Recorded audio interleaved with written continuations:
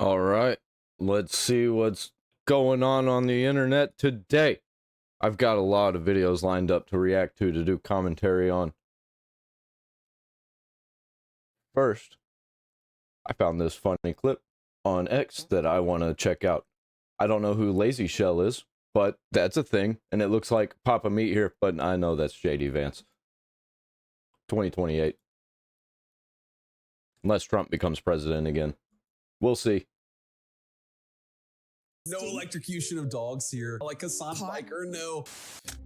JD Vance has done spot training for his own dog, so he knows that it is not an abusive practice. And yet, he is still leaning into this fucking idea that I'm like abusing my dog. It's not what he said. How do you have a degree in political science what is and this? communications? This is great. Even understand what he said. It had nothing to do with place training. It had everything to do with how the training was administered. True. Like, I thought you're supposed to have 2 degrees in this. Wait, what's going on here? We interrupt. I think probably having the degrees is the problem. He actually went to school to be political. Like, are you serious? A program to bring you this important message. I think he lied about having a shock collar. I think he 100% had a shock collar. Of course he did. But that 100% is a shock collar, as a fact. Are you little? I think it tells you that they're bad people. Yes. If you can actually cause suffering to an innocent animal, you're probably the kind of person who doesn't worry about suffering in people as well. Yep, actual serial killer behavior. States is talking about Reddit, Twitter drama. Because it's funny. Thank God True. Yep. that we finally have a vice president that's locked in. He knows what's going on. I'd much rather that than everything's computer. Don't do that. No, it's good. It's good. No. Please, come on. Don't spoil everything. This works for both of us. I know what that's from. That's Kung Pao. I love that movie. People got firmly Highly underrated. invested in this narrative that I was like abusing my dog, but like white people can't be that fucking delusional. It's got to be. It's white people. Why would white people do? What do you mean? When in doubt, it's just guys mad at Hasan. They act towards Hasan the way they think he acts to his dog. He's like a hot Muslim who fucking like talks about left politics and got rich. It was funny because I saw a bunch of people get mad that hugely hate on Hasan. They got mad that Stavros said this. Like, it actually matters. This is just pathetic and hilarious to me. And people actually got mad about it. Off their platform for video games. It's like you invented a guy for the stereotypical like groiper, incel, you know, whatever fan to be mad at. This is the country that defeated the USSR, unfortunately. We interrupt this program to bring you a special report.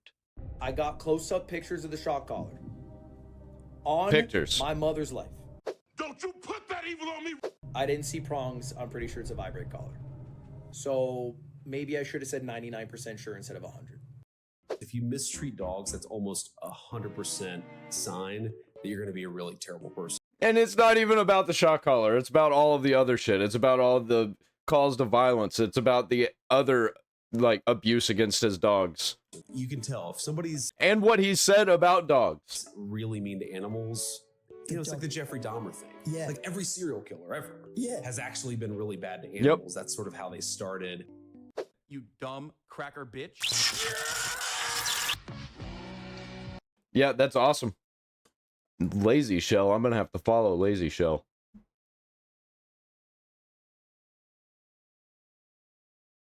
Let's see, what else we got here? I don't want to watch any Hasan Piker videos yet.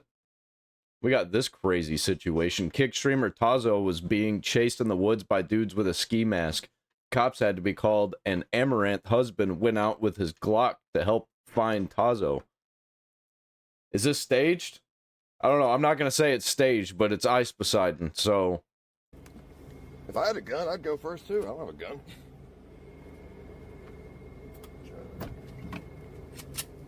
Oh my God, that clock, that was crazy. All right, close the door. Close the door. Close it. Close on its own. What is happening here? Yeah, okay, buddy. We're like in the middle of the road. Oh, let me close the door. Hold on.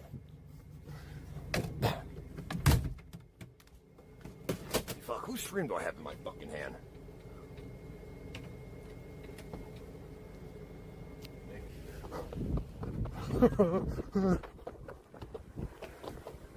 Here. Don't shoot me. Jesus, you're brave for the stream. All right. Yeah, don't shoot me. No. Hey, you see him, Paul? No. I just gave him his phone back. I thought I think I scared him. I thought he was gonna shoot me. Bro, you literally lost someone? Like, are we serious right now? Like, what? Let's just go this way. Do you want to go with They Nick? lost Tazo, Tazo. What the fuck are you doing? Where were you?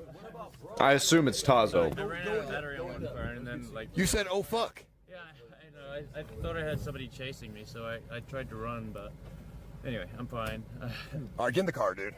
Well, Nick can probably take him back. Yeah, Nick's gonna take him both back. No, we need to interview him. Okay, then get in the car. All right, just get in the car then. Wait, bro, what happened, bro? I just tweeted about you and shit, bro. What? I'm sorry. Yeah, we called the cops. Shut the door, man. Here, wait. All right. I opened it, motherfucker. Let's go. Here, wait, I got it. All right, I'm okay. Sorry. Are you good? Yeah. What happened, bro? I heard somebody behind me. I thought they were chasing me, but What? I don't know. I'm okay now. Turn the lights on. Here, you maybe no, turn there's off actually there. people out there. Right? You said there's someone chasing you? Yeah, I heard people like behind me. Like I was telling you before you. Yeah, there was fucking dudes in a ski mask. What? There's criminal ski mask dudes out there. Okay. Yeah, there are. Doing who knows. Especially with a stream that big, like no shot, people don't know where he's at. They 1000% know.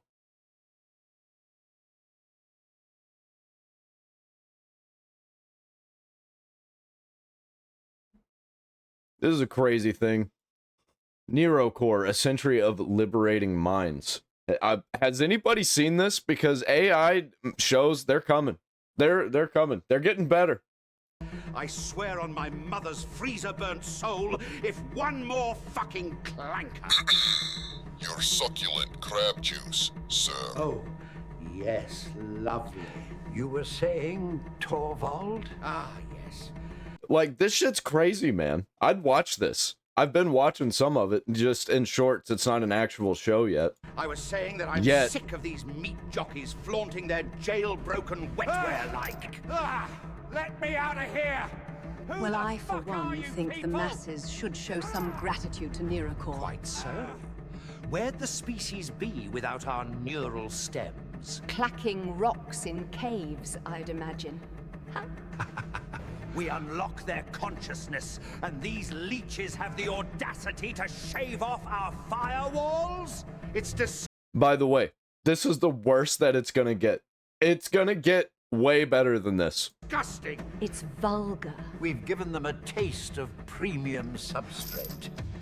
Can you blame them for wanting more? How charitable of you. I'm merely saying that baseline consciousness is rather limited. Limited? It's free! They should be on their knees! How bad can it be? Surely their wetware will overclock running these bootleg stims. Why speculate? We have one right here. Don't do this! Let's see what goes on inside these liberated minds. Capital idea. You there? Sir. Ready the scalpels! Yeah, Hollywood's fucked, man. I don't know how they come back from stuff like this taking them over. They're gonna have to get good. Or they're just done. Because I think people are only gonna watch 10 out of 10 stuff. Like, really, really soon. If it's not great. A 10 out of 10 or, you know, some kind of weird slop that people are into. Because people are into weird slop sometimes. I want to check out another one. Another crazy video. But this one's not like a real AI video. Let's see. It was Resident Evil AI. Right here. Alpha team is flying over the forest anime. region northwest of Raccoon City. We're searching for Bravo team's helicopter. They vanished without a trace in the middle of their mission. We found the remains of Bravo team's helicopter. This looks really good. But there was no one inside. Only like, if you know what AI dithering and stuff looks like, then you definitely can catch that this is AI. But once again, this is the worst that it's gonna be. Silence. We soon press. This is really good. Like, it's watchable.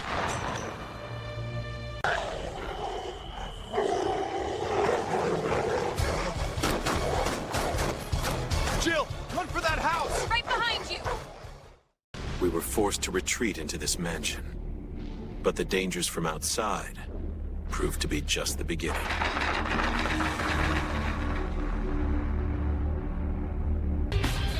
Like, if this was a show, I'd watch it.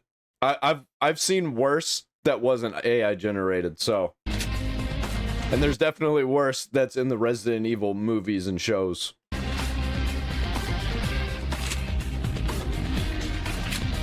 Kill sandwich. Alright.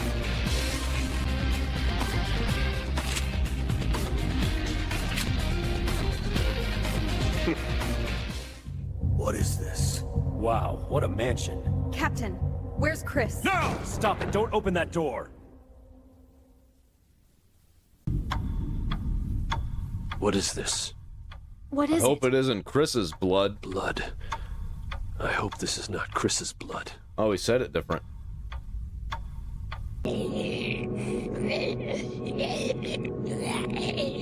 I think this isn't as creepy as the PS1 version. They could have done better on generating that one. It's a monster! Let me handle this.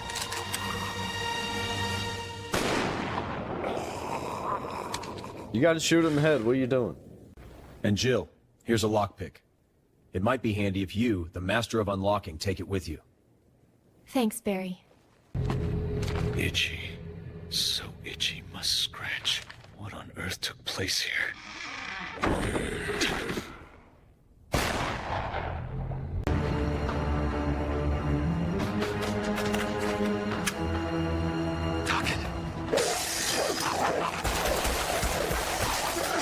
This might be the best adaptation of a Resident Evil game that I've ever seen, actually. This is better than the movie. Help! Like, if this was an actual coherent story, it'd probably slap. That was too close. You were almost a Jill sandwich. Thanks, Barry. Whoa, what the? Oh, sorry, I didn't mean to do that. You're with the other team, right? I'm Rebecca. Bravo Team Medic reporting. A typewriter.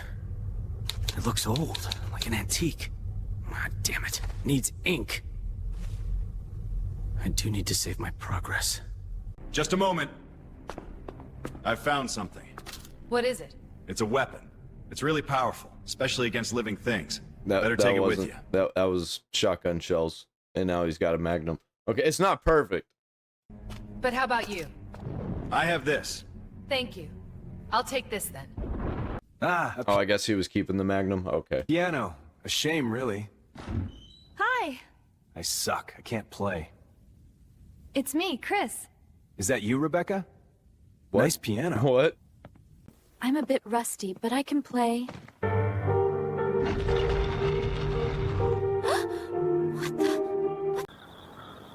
Where did everyone go?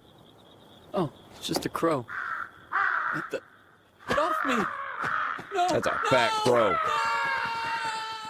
Yeah, they'll peck your eyes It's out, bro. Forrest. Oh my god. Oh no. I'm gonna find out what caused this. Looks like a crow or something. Like, this was put together by a random YouTuber. Cybercatnap. I'm gonna subscribe. I saw a diamond symbol on a door earlier. This must be for that door. You don't say. Where was that damn diamond door? Damn. What is this? What is this? What is this? What a monster! I can't believe, what the hell is this place anyway? Chris! No, stay back! You might be able to poison its root. I'll try to hang on. Well, whoever made this Cybercatnap person, knew their Resident Evil. They probably played Resident Evil and generated this as they were playing it. Do my best. Oh, Richard! This house is dangerous, full of demons. What got you? It was a giant snake, poisonous.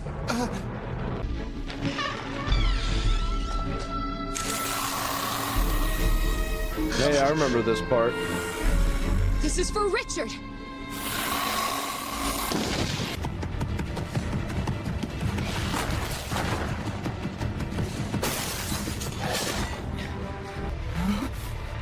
What the? Is that a hunter? What kind of monster are you? Good thing I found this shotgun earlier. Something's moving down here.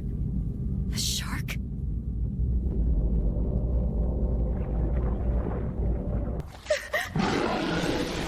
This was a crazy fight. Fight the shark, but why Find not? higher ground and get out of the water.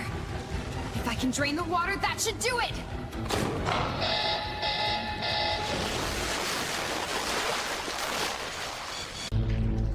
Okay, so what's next? The shark part is where I stopped last time I played. I need to actually get back into that original Resident Evil game. I'm on the new Resident Evil games right now, so it's gonna have to wait. We've had zombies, vicious dogs, reptile creatures, and giant snakes. Ah, and of course, giant spiders. Like the one from Harry Potter. You're insane! Sorry for my lack of Probably friendlier. manners, but I'm not used to escorting men. Haha. Now, walk. This is the ultimate life form, Tyrant. Chris? Stop it! What was that about? No! Don't come this way, not me! Oh, is that the Tyrant? Resident Evil 2 Tyrant? Or what? Is there a Tyrant in Resident Evil 1? No! Not me! No! Oh, it just looked different. No! Didn't it stab him?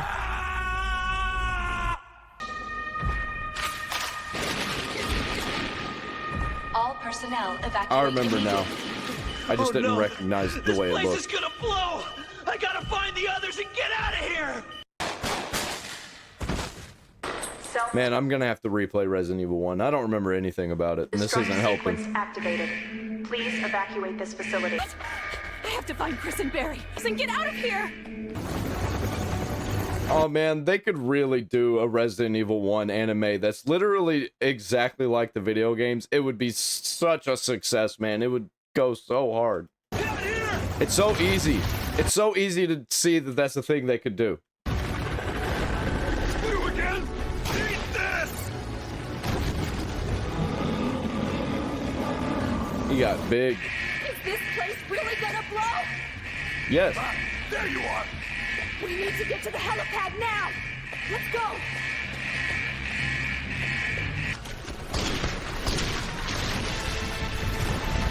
No use! My guns are doing no damage! Use this! Hell yeah! Every Resident Evil, there's a use this moment. Even in Resident Evil 7. This case was really weird. Too weird. We'll figure it out. For now, get some rest. I like how he sounds like Chris Redfield from like Resident Evil 5. But we're safe now. Wow. What a day. Yeah, Barry does not sound like Barry. She's eating a Jill sandwich. I'd eat a Jill sandwich, you know what I mean? That was really good. Yeah, I could get into some AI content. I don't care. I really don't care. As long as it's good, as long as it's watchable, I'm into some AI content. I don't... Resident Evil 4... Okay, I'm not even going to watch that right now. Let's get into some Twitch streamer news. Hasan news. He just got fucking arrested. Kinda. Not really. Everybody keeps saying this, but everybody's, you know, over dramatic online. But it's definitely hilarious, and I'm definitely going to make fun of him for it.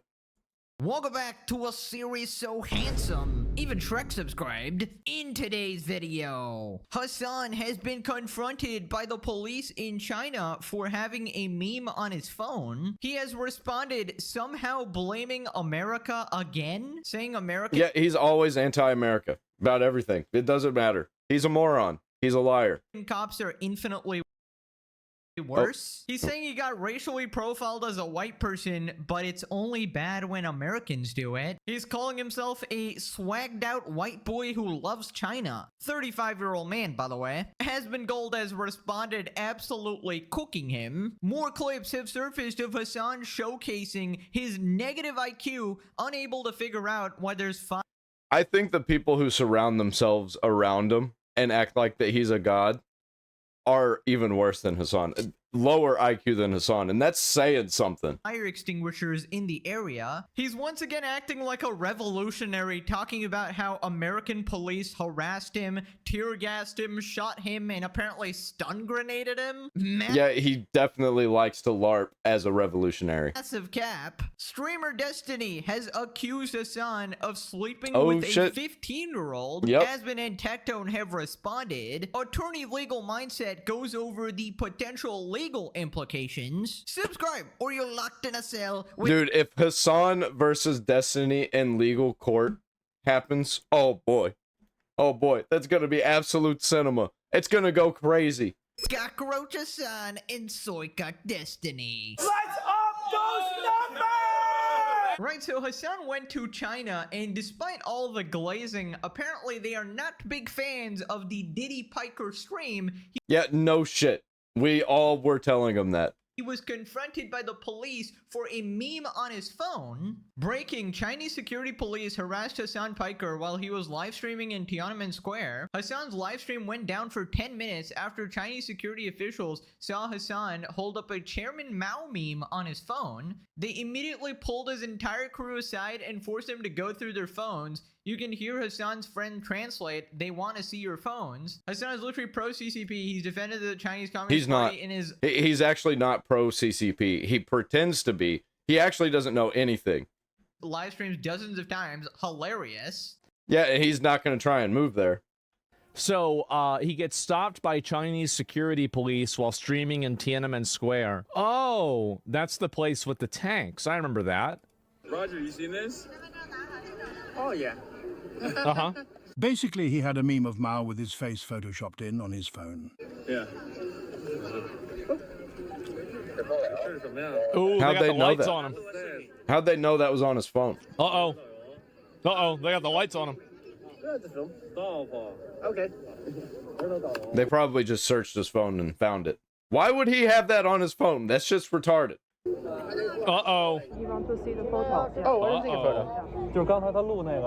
Yeah, I will never go to China. Fuck that. Oh, I was holding the camera out, but I didn't do anything yet. 对，拿手机弄一背景，那是什么东西？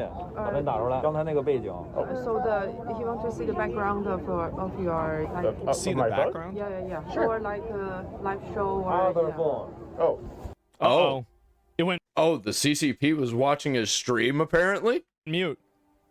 Oh no, this is so bad, guys. I guess it makes sense. They definitely would be watching his stream. How else would he be streaming in China? Can't believe this happened to Hasan. Did they not watch the illustrious Hasan Piker streams where he talks about how much he loves communism? I don't know. I guess they just didn't get the memo. Hasan be like, please, I'm a big fan. Please, I'm on your side. Please don't arrest me. No, I was not recording. I was not live streaming. It was a glitch. Believe me. By the way, I don't know if lying to the police or security there is the right move, because if you get caught lying, that's not really good. Hasan, in 2 weeks from now, when he's back in the US, they were probably pro-Israel agents, guys, just LARPing or something. Far-right MAGA grifters. So he's stuck in China for 2 weeks? No shot he doesn't get arrested again.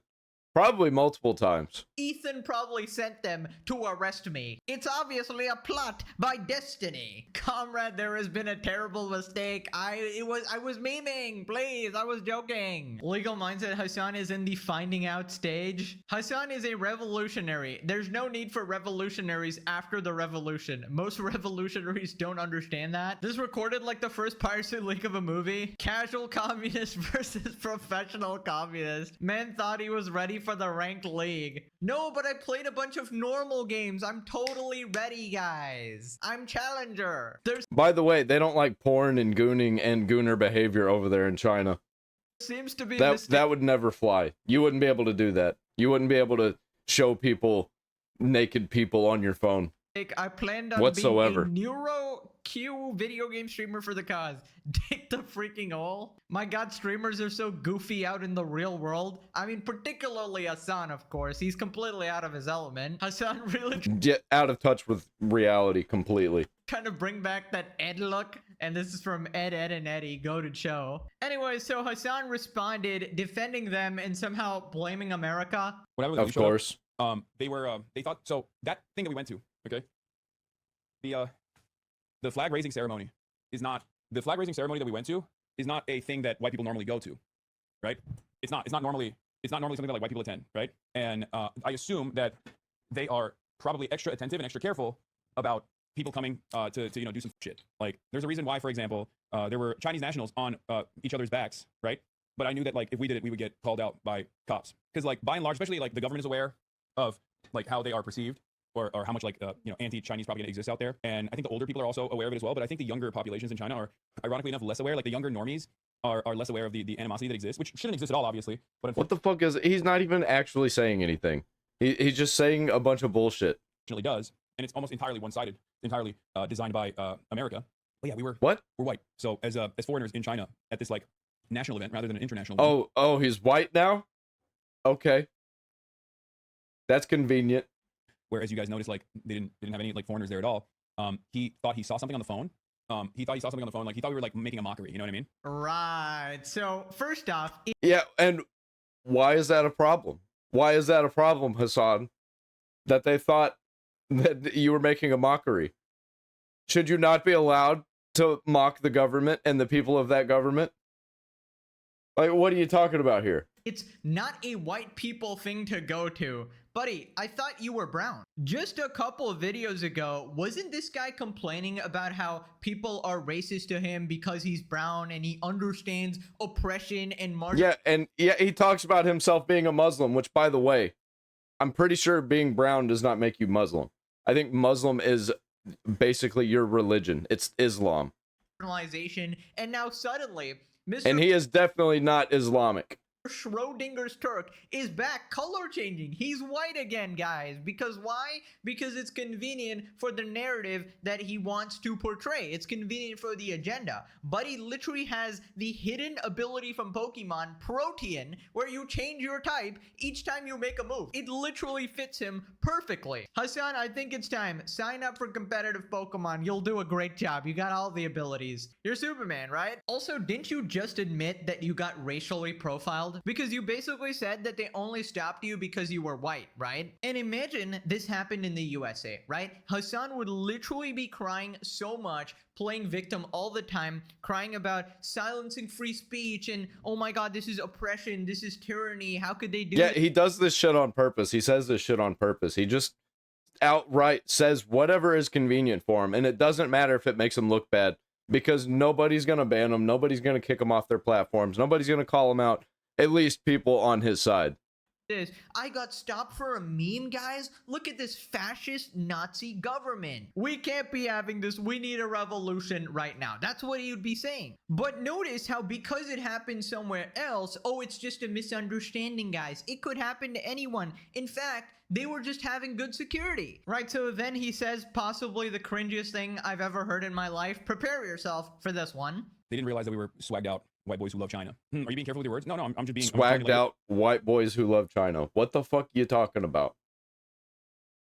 It's like they thought we were they were being extra attentive to make sure that, you know, no one is making fun of Mao or anything like that, or the ceremony. Yeah, but why would that be a problem? and that's what they were. That's what it was. It's normal for police to take close to foreigners to make sure that white people don't do stupid shit. Yeah, it's just yeah, it's a cultural difference, and also they just don't want anyone to pull a fucking Logan Paul or anything like that. How was it resolved? It's a cultural difference. Get the fuck out of here with that. We just like talk to them. We just were like, no, that's not. We're not doing that at all. We're just here to experience the event. I told you would end up in jail. You got lucky this time. Yeah, okay, calm down. That's not.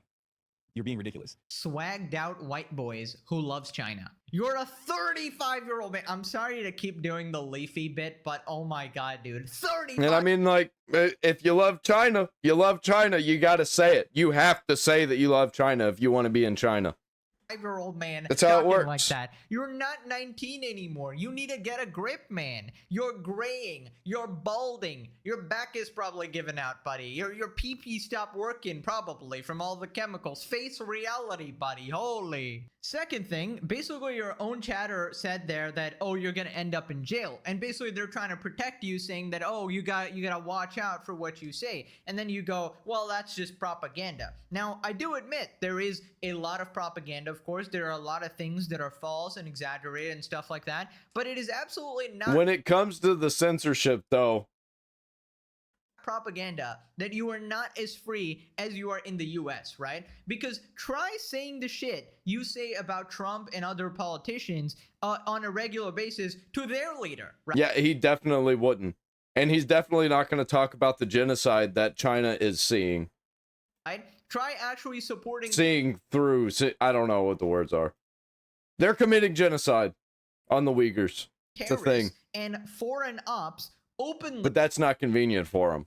In front of the government, right? Try saying whatever equivalent there is to America deserve 9/11 in their country, right? And you just let me know how that goes, Hasan, considering it's all propaganda, right? In fact, why don't you do what you do best and what you are going viral for, advocating murder for people in the government who are on the opposite political side? If you cared about Medicare fraud or Medicaid fraud, you would kill Rick Scott. Try that in China. See how it goes, you know? I have a feeling it's not gonna go very well, okay? They're not gonna be as lenient, I feel like. And the thing is, I know Hasan is extremely stupid, but the thing is, he knows this stuff, okay? Like, I don't even have to explain it to him because if he he's just lying and manipulating because he's evil.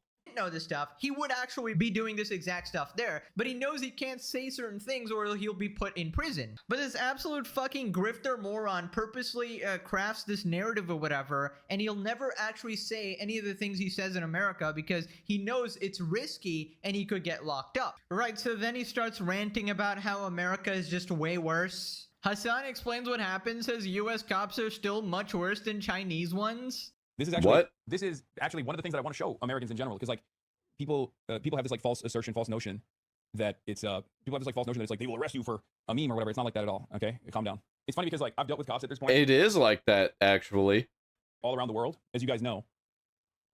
So as far as like cops that I've dealt with all around the world, European cops in France, American cops, just European cops in other European countries, and even Japanese cops as well, I will say that it's not even remotely up there. The further west you go, the worse cops get, the more aggressive they get. What? America being the worst one out of all of them. What? Right, America bad guys. Literally gets... I can think of 249, I don't know how many countries there are. Countries that are way worse. Literally every country. Stopped in China for a meme. Conclusion, America bad. I mean, what the fuck is wrong with this guy? Just give up your citizenship at this point and leave. You're actually just an op, dude. Yeah, he's just blowing smoke about being anti-America. That's all he's doing. Any take, like, he's just saying whatever. He's rattling off the top of the dome. And he's just very hateful. You glaze North Korea, you glaze the USSR, you glaze communism. Everything but the place that gave you literally everything, made you famous and comfortable, you know, operating under capitalism, living like a capitalist, but apparently he just loves all these other places, right? In fact, I would probably argue that the biggest privilege afforded to Hasan Piker here is the ability to yap like a delusional fucking psychopath with zero consequences. This guy gets to advocate murder and is somehow not put in prison. Like, you can't do that anywhere but the US, man. It's crazy. Also, just from Hasan's statements, you can ascertain that he actually likes dictators more than he loves his own mom, because he literally implied he wants his own mom dead. Yeah, he likes dictators. Because he wanted to murder like landlords or something and capitalists, right? His words, not mine. Yeah, kill them. Kill those motherfuckers and murder those motherfuckers in the street. Let the streets... He doesn't even think this either, by the way. He's just saying it to be over the top, to be entertaining. Because that's all that he tries to do. That's all he is. That's all he's about. Lies and manipulation for entertainment value, but also he wants to be seen as the smartest man alive. Ultimate chat leader. Ultimate streamer. Ultimate political streamer on the left.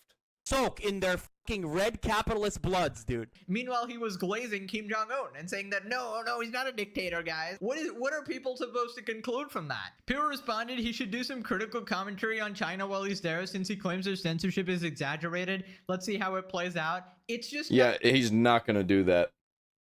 not gonna go well, and he knows that. That's the thing. That's the worst part. He's the worst kind of grifter. An American man and a Chinese man meet at a bar talking about their life in their countries. Our country is special because I can walk into the Oval Office, bang on the president's desk, and say, Mr. Trump, I don't like how you run our country. American man says, while taking a sip of his whiskey, I can do that too. Really? Of course. I can walk into his office, bang on his desk, and say to him, Mr. Jinping, I don't like the way Mr. Trump is running his country. Oh, man. He took off the sweater to do the mental gymnastics routine. He had to warm up, had to limber up, make sure all the neurons are firing properly. Gotta dodge a bunch of obstacles today, gotta do the 100-meter hurdles. Mentally, of course. He has a lot of great strats for wasting time as he comes out with his BS. Big bite of food, repeat whatever he previously said, fiddle with his camera, shock dog. You forgot blaming on Ethan and Asmongold. So he is and calling for violence. Check back tomorrow.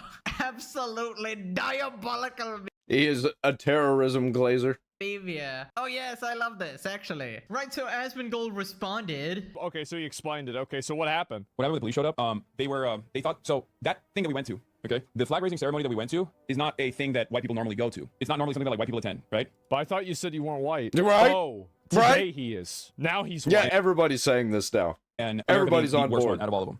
I mean, look, I wouldn't be saying bad stuff about China whenever I was literally in China either, okay? But let's be real. It's just, it's insane to say something like this. Is if the police... Why did he think it was a good idea to go to China in the first place? Like, are you serious? Ever detained Hasan and wanted to... It's literally so he can push communist propaganda through his phone to see if he had any problematic memes, and he was in the United States, he would be talking about this. I just think it's so ironic that that's literally what he went there to do, was to show what communism is like, and this happens.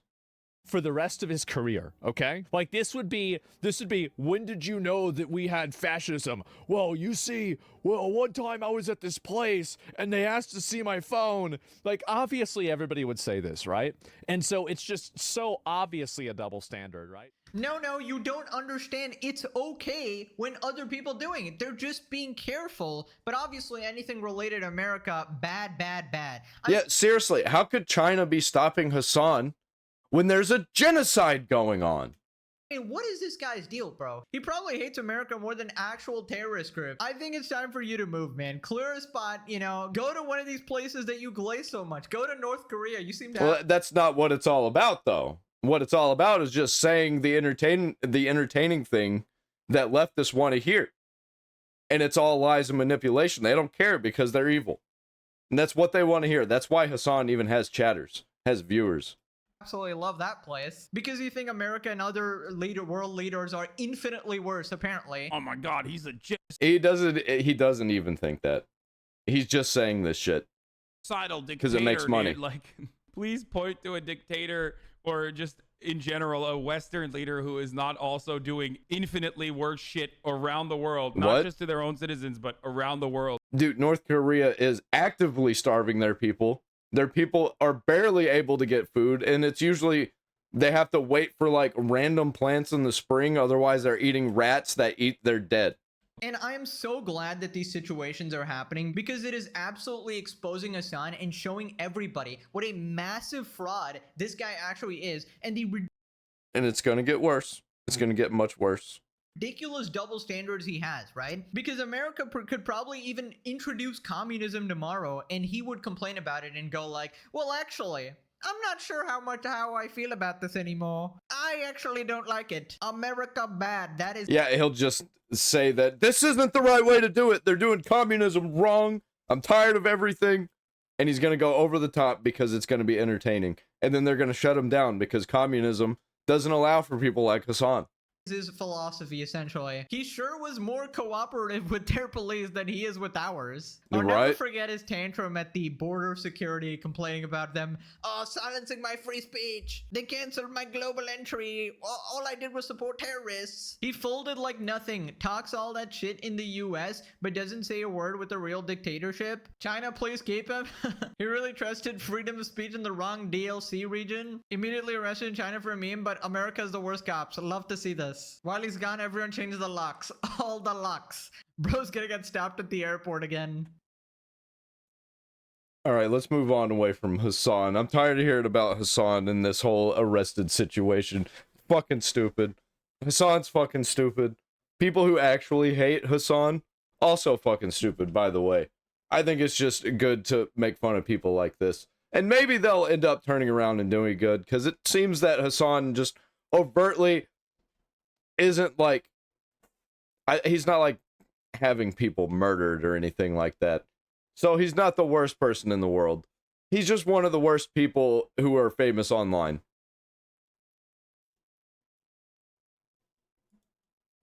Japan's government bans censorship of anime and manga.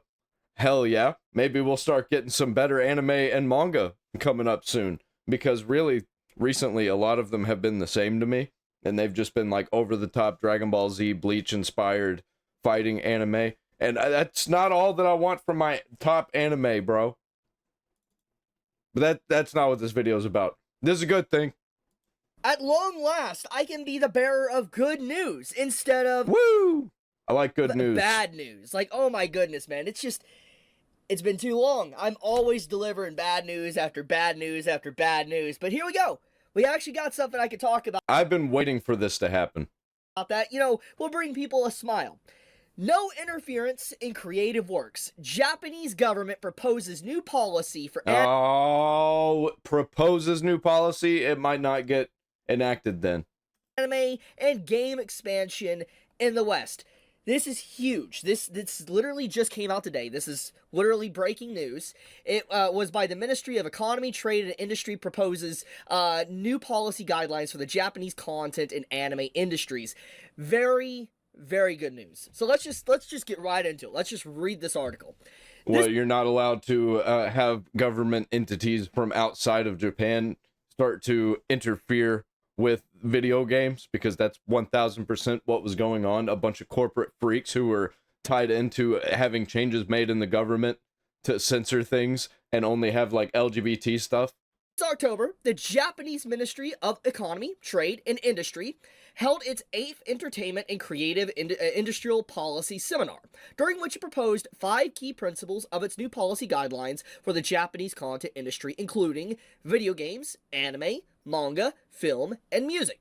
As reported by Otaku Soken, the new guidelines have been announced as part of the strategy to achieve the government's goal of expanding the overseas market size for domestic content to 20 trillion yen by 2033. That's a lot of yen. This comes only a month after the Japanese Business Federation, Keidan Ren, issued an urgent message calling on the government to provide immediate, large-scale, and long-term support for the country's content industry.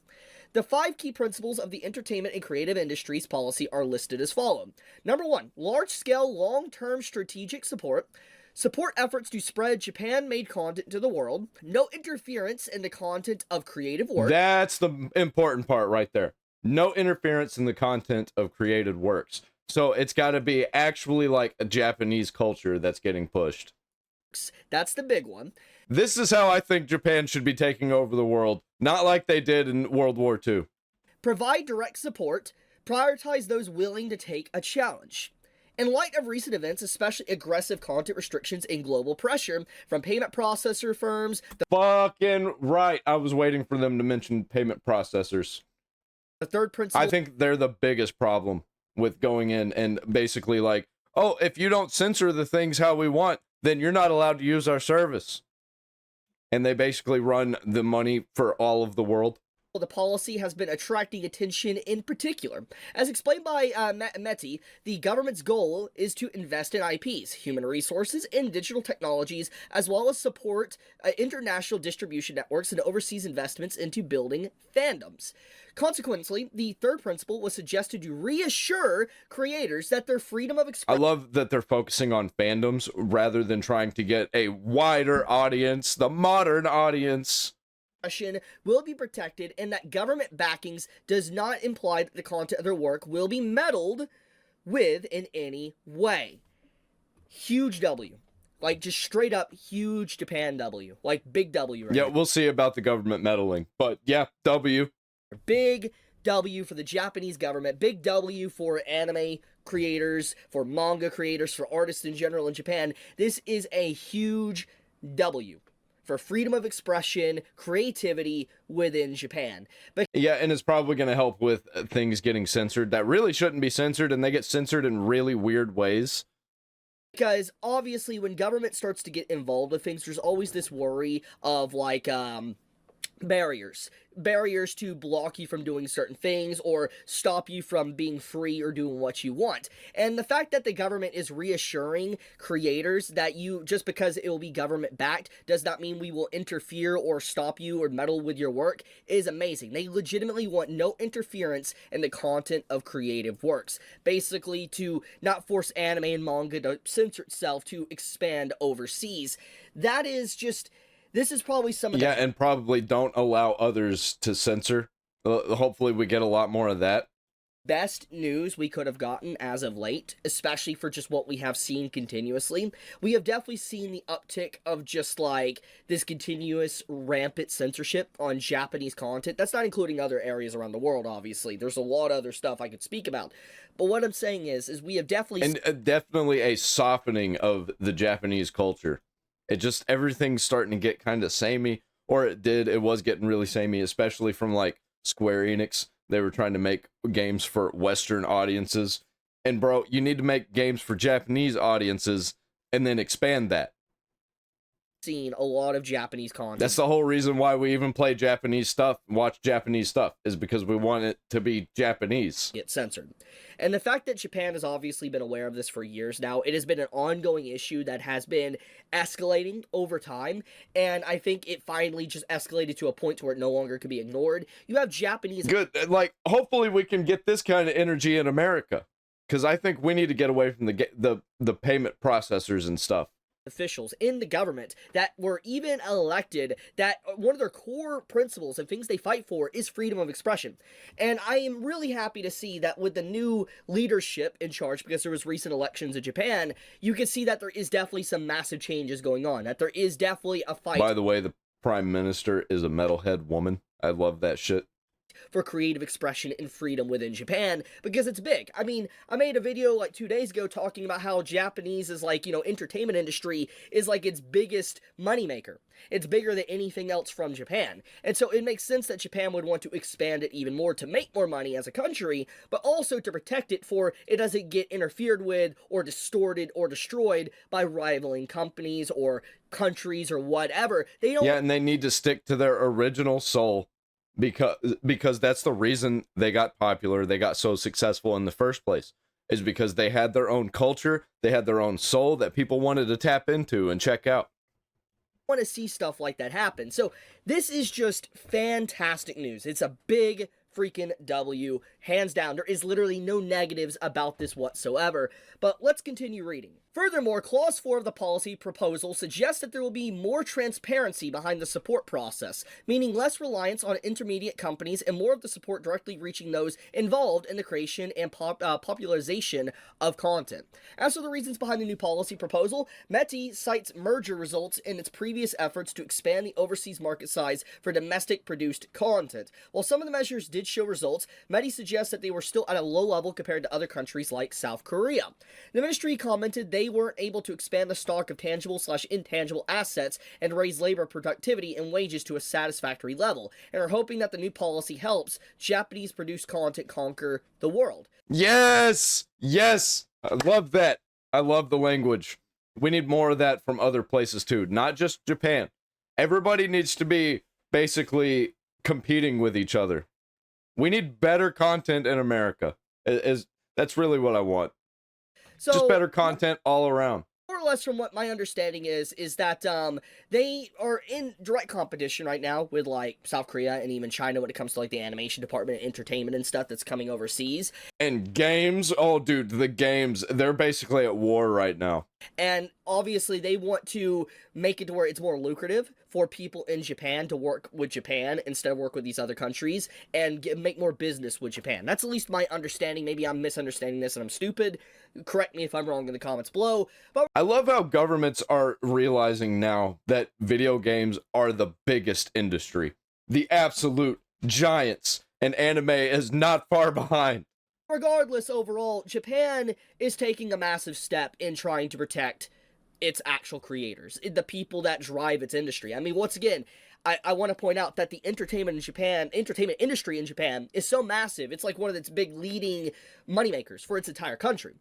So it would make sense that there is laws on the ground floor to try to protect their industry. It's common sense. It makes complete sense. It's nothing that seems like, ludicrous or fantasy. It makes sense. And the fact that you have politicians that and basically everybody around the world was watching stuff from Hollywood.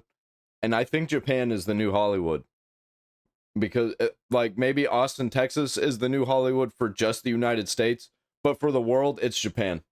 Because Japan is everywhere. Japanese content is everywhere. And basically is what influenced South Korea and China to make their own Japanese-style content. Recently got elected, that I've even talked about on this channel about the situation. Obviously, yeah, it makes sense why, them being elected, they would fight for something like this. It's just... yeah, I'm very happy, man. I'm glad I could share this good news, dude. This makes me so happy to see an article like this. Now, I do want to make sure I state this, though. From my understanding, this law is not passed. It's a policy that has been proposed. I'm assuming it's on the ground floor. I'm assuming it needs to be voted on to some degree. I don't know exactly how the whole policy structure... hopefully it passes. I think it will pass, though. I think it will. In Japan works. I'm not going to act like I do. I'm an American. I'm not going to act like I understand all the politics of Japan. That is ignorant of me to do. However, I'm assuming that, judging by the wording and stuff, it is a policy that's been introduced thanks to the new change in hands in the government with the new elections and stuff like that.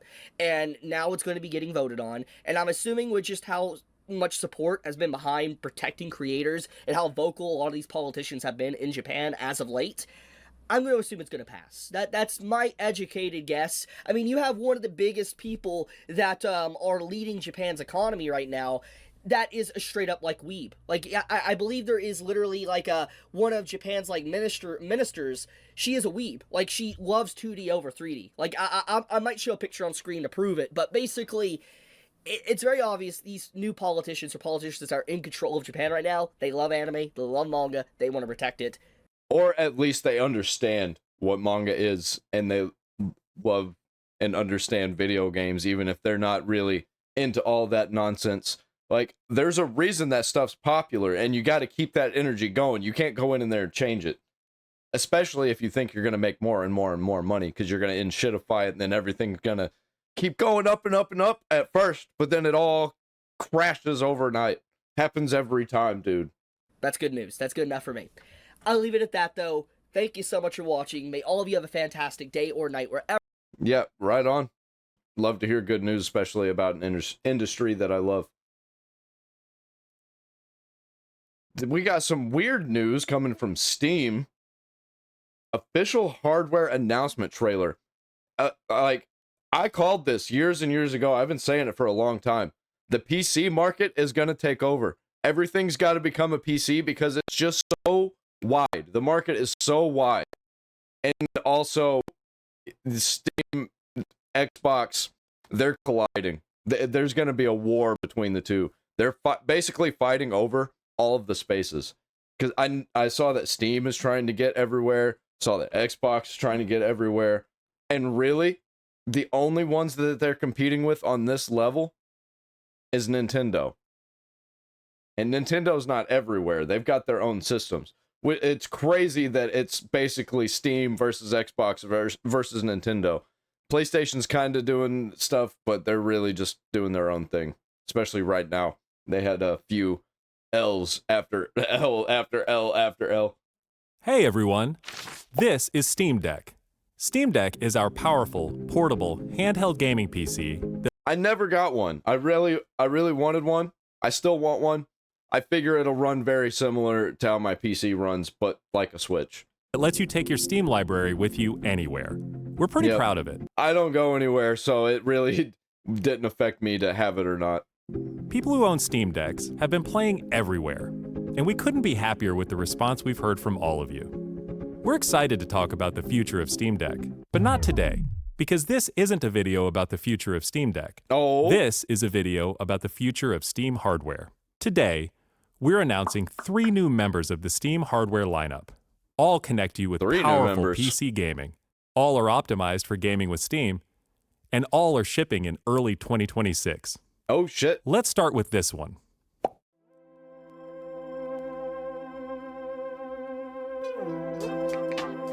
I like it. This is the new Steam controller. It looks like it looks pretty good. It looks like I want one, and it's got the PlayStation thumbsticks, which I prefer to use the PlayStation controller. PlayStation 4, I think, because of the thumbstick placement. I like that it's just like, you know, right here. Not nearly as comfortable in the hand as the Xbox One controller, but I can get past that because I like the stick placement. But this looks good. This looks like something I might get. The new Steam controller puts all of your Steam games at your fingertips, so you can play wherever and however you want. Just like with Steam Deck, we want you to be able to play any game with your Steam controller, even games never built with a controller in mind. It has all the great features from Steam Deck, like trackpads, gyro, and back buttons, all in a comfortable form factor. Its next generation magnetic... They basically took the screen out of the Steam Deck. Thumbsticks let you play with improved responsiveness and longevity. We've put capacitive touch sensors on the thumbsticks and now on the back of the controller too, so you can enable precision gyro aiming with the touch of your thumb, or your pinky if you're feeling fancy. Play for way too long with a rechargeable lithium-ion battery that allows for over 35 hours of playtime.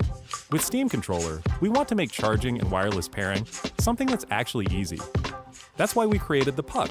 Ooh, the Puck is a combination wireless adapter. Yeah, I don't mind an adapter. It's just gonna make it run better. And magnetic charger included with every Steam controller. Snap it on to charge.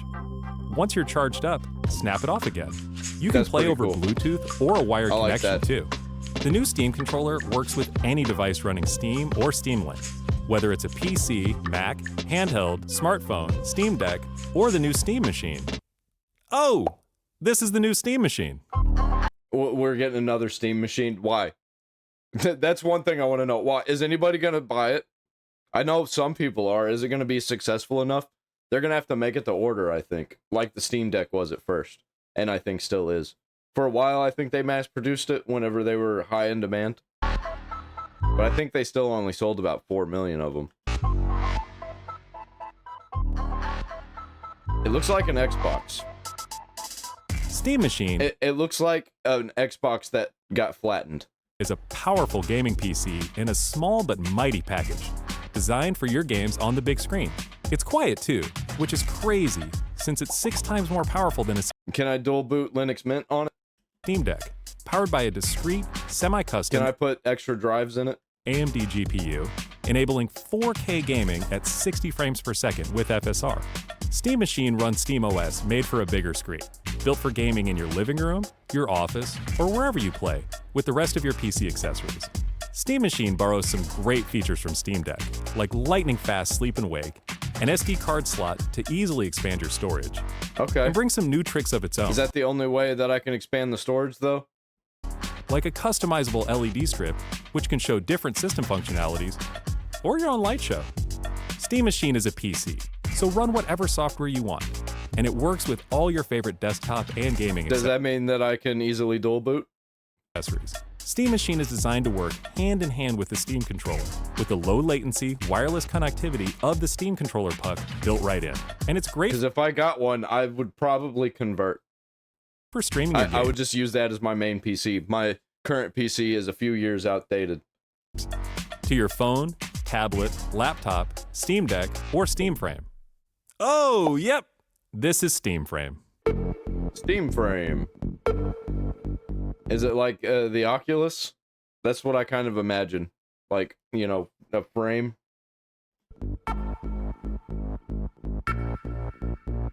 Yep. Steam Frame is Valve's next generation VR hardware. Oh. Stream all your Steam games. It looks like it's smaller and more comfortable than an Oculus. VR and non-VR alike in this comfortable, lightweight, wireless VR headset. Steam Frame uses camera-based tracking, so getting into your games is as easy as slipping on the headset and waking it up. Steam Frame controllers, included with the headset, are designed with all the inputs you need for your VR titles, like motion controls and capacitive tracking for all your fingers, as well as a split gamepad layout to work with your whole Steam library. They even feature the same— Dude, I would much rather have this than an Oculus. This sounds so cool. Same magnetic thumbsticks as Steam controller for responsiveness and longevity. Steam Frame also pairs seamlessly with the new Steam controller, a great companion for playing non-VR— Does it run Linux, though? Does it run Linux? Games in the headset. To make sure streaming is smooth and stable no matter what, Steam Frame includes a wireless adapter that lets you stream your games from your PC to your headset over a fast and dedicated Wi-Fi 6 connection. And the game is streamed to your frame, optimized for VR. Yeah, I could definitely get down. I can get down with that. New technology that allows for the highest resolution streaming exactly where your Oh man, I'm about to be spending a lot of money. Eyes are looking. And Steam Frame is a PC running Steam OS. In addition to streaming, fuck yeah, dude. You can install and play a bunch of VR and non-VR games right in the headset without a host PC. You can also expand your onboard storage to fit even more games with a micro SD card. I like controller. I like how we're going for micro SD cards. Steam Machine, and Steam Frame. All built with the same DNA as Steam Deck. All powered by Steam, work together, and can be used however you'd like with whatever peripherals and accessories you choose. This sounds badass. This sounds like I want this. Everything you see here is the culmination of what we've— What's the price? Tell me the price. Learned from our previous hardware experience and what we've wanted ourselves as gamers. Powerful PC gaming in an open ecosystem. Yeah, I'll bite if it's the right price. I'm probably not going to get a Steam Deck, but all the other stuff, like the PC and the VR headset, the VR headset's like $400. I'd probably be on board. I'd get it. If the controller's like $60, I'll get it. I doubt the controller's going to be $60. I wonder how much that PC is. If it's like $700, $800, I think that'd probably be a good price for it. If it's going to be like a high-end PC. Giving you more ways to enjoy the games you love and discover new ones. Steam Controller, Steam Machine, and Steam Frame are all shipping in early 2026. Okay. Learn more at steampowered.com/hardware. Yeah, I'm probably going to do that. So I'm going to check that out so I can see the prices. Hopefully they're listed.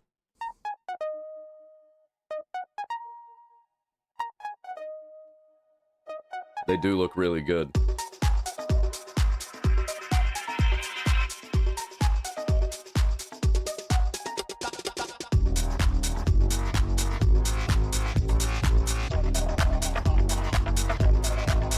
Looks really sleek and black, and like it's not gonna really show fingerprints. That's like my worst thing if it shows fingerprints. If it looks dirty like that, I'm out on it. That'd be something that would get me to be out on it, is if it gets dirty really easy. Okay, steampowered.com/hardware. I'm on it, dude.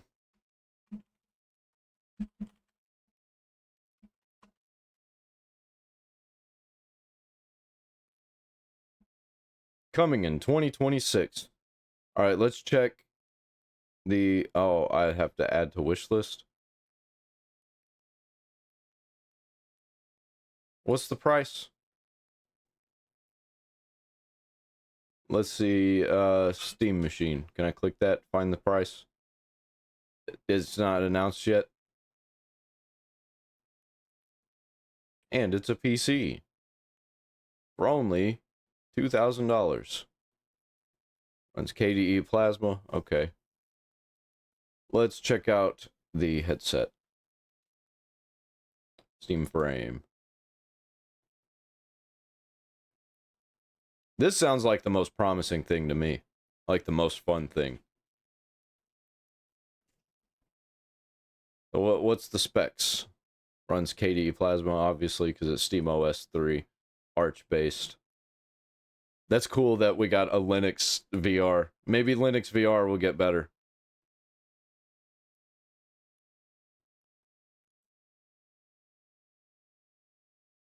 They arrested him for playing a visual novel. Where did this happen? A Norwegian man was arrested for playing the visual novel Dore Tono Saikatsu and faces 3 years in prison for a video game. What the hell? What's going on here? What are you doing, Norway? Yo, what's good, everyone? Back on the alt channel. That's 3 videos on the alt channel in a week. We are so back. It's good to be back.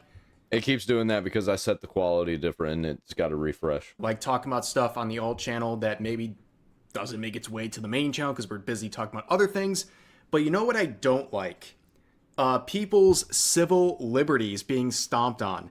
So you can see the headline here. A Norwegian man was arrested for playing the visual novel Dore Tuno Sakatsu and faces 3 years in prison for a video game. Now, you might be saying, Rev, you pronounced that incorrectly. Well, guess what? I'm not Japanese. Please be patient with me. Same. I'm not Japanese. I'm not going to get these titles correct every single time. But this is the official source. So basically, this dude played this visual novel. Like, I can definitely already tell, I'm pretty sure, what he got arrested for, but that's bullshit, man. Because the character is underage, apparently. This guy in Norway, he's going to prison, possibly. That's crazy. He's facing 3 years in the slammer for playing a visual novel. Of course, people will be like, oh, well, he's a weirdo for playing this game, and blah, blah, blah. Dude, if you want to call someone a weirdo for playing a game like this, okay, fine. But if you want someone and support someone going to prison for possibly 3 years for playing a video game with... They definitely should be investigated, I think, if the government finds out that they're doing that. I don't think that the government should go around looking for people that are doing this, which is, I think, how this happened. But I wouldn't be against if it ran across their radar and they were like, hey, this person probably should be investigated. We're going to investigate them. I don't know about 3 years in prison for just that, though. Dark themes involving fictional characters. You're insane. Nobody should support this. This type of a law that is being used to punish this guy potentially for 3 years, it would criminalize you for watching anime like Dragon Ball. True. Okay? Yep. So anyone supporting this out of also Bleach, Naruto, a spout of puritanism or censorship, Cowboy Bebop, maybe. Ridiculous. Like, I don't know. We got here, guys. Everyone said this slippery slope might slip, but no, we're well, it also isn't happening in America, and the rest of the world's kind of fucked. America's greatest country of all time, still is, always will be. We're here, and people are potentially going America to prison for multiple years for playing visual novels. How about that? That's fucking insane. But, I mean, if your government's known for doing things like that, then why would you fuck around and find out?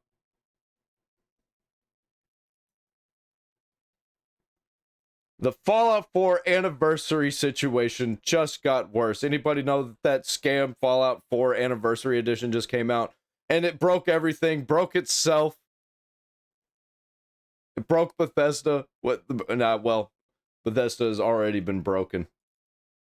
Hi, let's do this. Hello. Fallout 4 Anniversary Edition is abysmal. I hope you it's a fucking disaster. have not touched this piece of garbage. Just going to put it out there right away.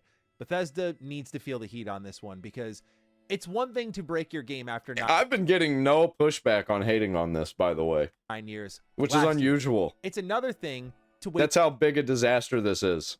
18 months to do something about it. It's a completely separate subject to make that return after 18 months and make the problem worse. So rightfully, the community is taking Bethesda And now in turn, Xbox. Wow, they broke all of the mods. Wouldn't you know it? Wouldn't you fucking know it? To task. But the main reason. Oh, and those are the paid mods, weren't they? On to follow up here on this subject was simply because there were things that I was not aware of when I made my already scathing review on the Fallout 4 Anniversary Edition. Everything from the pricing of some new creations added in as part of Creation Club that are designed to completely. Yeah, if you want the new version of Fallout 4, it's $60. This is an old ass game. Are you kidding me? And they didn't even really add anything. Scam you, all the way to PlayStation fans not even getting their hands on some of the new free content. This reeks of lack of preparation. And I just have to ask what the point was. What do you hope to get out of this? Money. Is this some like deliberate internal ploy to sabotage Elder Scrolls 6 by dropping Shattered Space around this time last year? And now. No, I think it's just utter incompetence. And I bet it was supposed to go better than this. But then they got to the point where they were like, oh shit, we are way too far past where this, like where we need this to release soon. And it is nowhere near how we need it to be. So start focusing on this area, that area, those areas, and forget all the rest of the stuff that we had ideas for.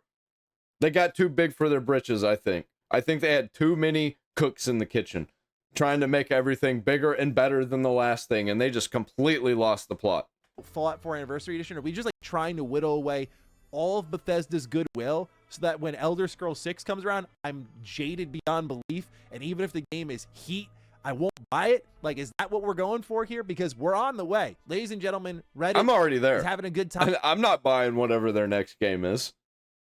I mean, I might catch it on sale if it's a great game, if it's a 9 out of 10, 10 out of 10. But at this point, I don't have high hopes that it will be. I think it's probably going to be the same as, like, Outer Worlds. I'm with Xbox marketing, which now I finally have a picture I can point to and Avowed. say, hey, if you want to put Xbox marketing into a nutshell of how disconnected they are with their own product, here you go. Fallout 4 Anniversary Edition's available today. Everyone liked that. Okay. Everyone liked that. Now, if it worked at the bare minimum, I'm sure we would. But Xbox showed with Redfall and those leaked internal emails from Phil Spencer thinking like Redfall would be like an 80 Metacritic game and could be one of their big exclusives of the year and do well, that they don't really interact with their own content clearly, because anyone who lays hands on Fallout 4 Anniversary Edition realizes Bethesda has made their own game, which I thought was pretty great, significantly worse over time. Not just through optics and pricing, but also just like it runs worse. That's unbelievable to me. So people on Reddit have had... Yeah, this is what happened when you turn single-player games into, like, live services. Especially if the whole thing is based on that, because you do end up in-shitifying it. Just release your game, release a few DLCs, and then fucking move on. But they can't do that because they have nothing else going on. A bit of fun with this new social post. Everyone hated that. There's your 9,000 upvotes. So yeah, people aren't pleased about this. This is not an opinion I'm expressing that's within the minority. A lot of folks are really upset across the Fallout community, and rightfully so, because the question you have to ask in all seriousness is like, if this is to celebrate Fallout 4, I don't want to know how you feel about something you don't care about, because this should be... Yeah, Fallout New Vegas is a fucking disaster still. I think an IP you care deeply about. It certainly matters to you when it's driving a lot of money, like, oh, hey, you know, the Fallout TV show, and hey, the next gen update, and hey, 76 expansions and DLC. Like, it should... Yeah, they fumble the bag every time. It's been this way for a long time. I think Skyrim really broke them. Matter enough, right? I guess not. And so now people are going over to Steam and rightfully leaving their thoughts in the review section on the Steam page for both the Fallout... And now it's too late to go back. They have to do something about this. Or I don't know what they're going to do, actually. Like, they can't just, like, remove it and revert back at this point. They just completely forever and shitified it. Or Creations Bundle, which is the new one that dropped yesterday. They were trying to Sims 4, the Fallout 4 game. What the fuck are you thinking? Those who are not informed, these are all of the previous creations that were a part of Creation Club, wrapped into one bundle and sold off to you. So this does not include any of the new creations that have come out, none of which, in my opinion, thus far are really anything to write home about. But at least if those were kind of rolled into the overall bundle, you might have a little bit of a leg to stand on here, but it's $20 of old junk. So yeah, it doesn't represent. They really should have just like put all that time, money, and energy into making a new expansion or something. Present the new era of creations, which honestly, I don't think they did a good job doing that either. But when you go to Fallout 4's own Steam page now, people are leaving reviews on that as well. And it's not pretty. Like, people are really going after Bethesda, and there's a real sentiment that's been growing since Starfield of anger. Feels like they don't care. I feel as someone who's... I think they probably don't. I think there are some people who do, but I think generally at the company, people don't care, and they're just doing a job. Being a part of this community for half my lifetime is like how little it feels like they also, I kind of think that they might be using contractors for a lot of it. Care. I'm sure internally things are on fire and they're like, oh my God, this is awful. But as a fan, I look at this and I go, everything since 76 has been... They've pretty much been running like a super over-the-top corporate factory. They're a game factory that makes like mid-tier shit. In nothing short of disastrous for you. Even Starfield's launch, for all the money it made, and even as someone who did like the game a lot, I can objectively look at the conversation that surrounded that game, and if I'm Bethesda, I still don't have a lot to feel great about. You need a win. Fallout 4 and... If you want to play a good version of Starfield, just play Mass Effect 1 and 2, and 3, I guess, and No Man's Sky.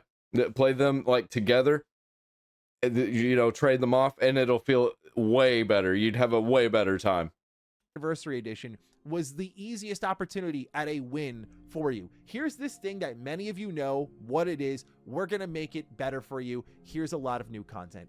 It is that simple. Gamers are easy to please, and I don't mean that like we're smooth brain, but like new stuff usually makes us pretty happy.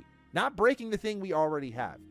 So that's why people are leaving the negative reviews, because Bethesda's made it worse. And also selling a whole bunch of bullshit that nobody really wants and saying that, here you go, it's new content. You want new content?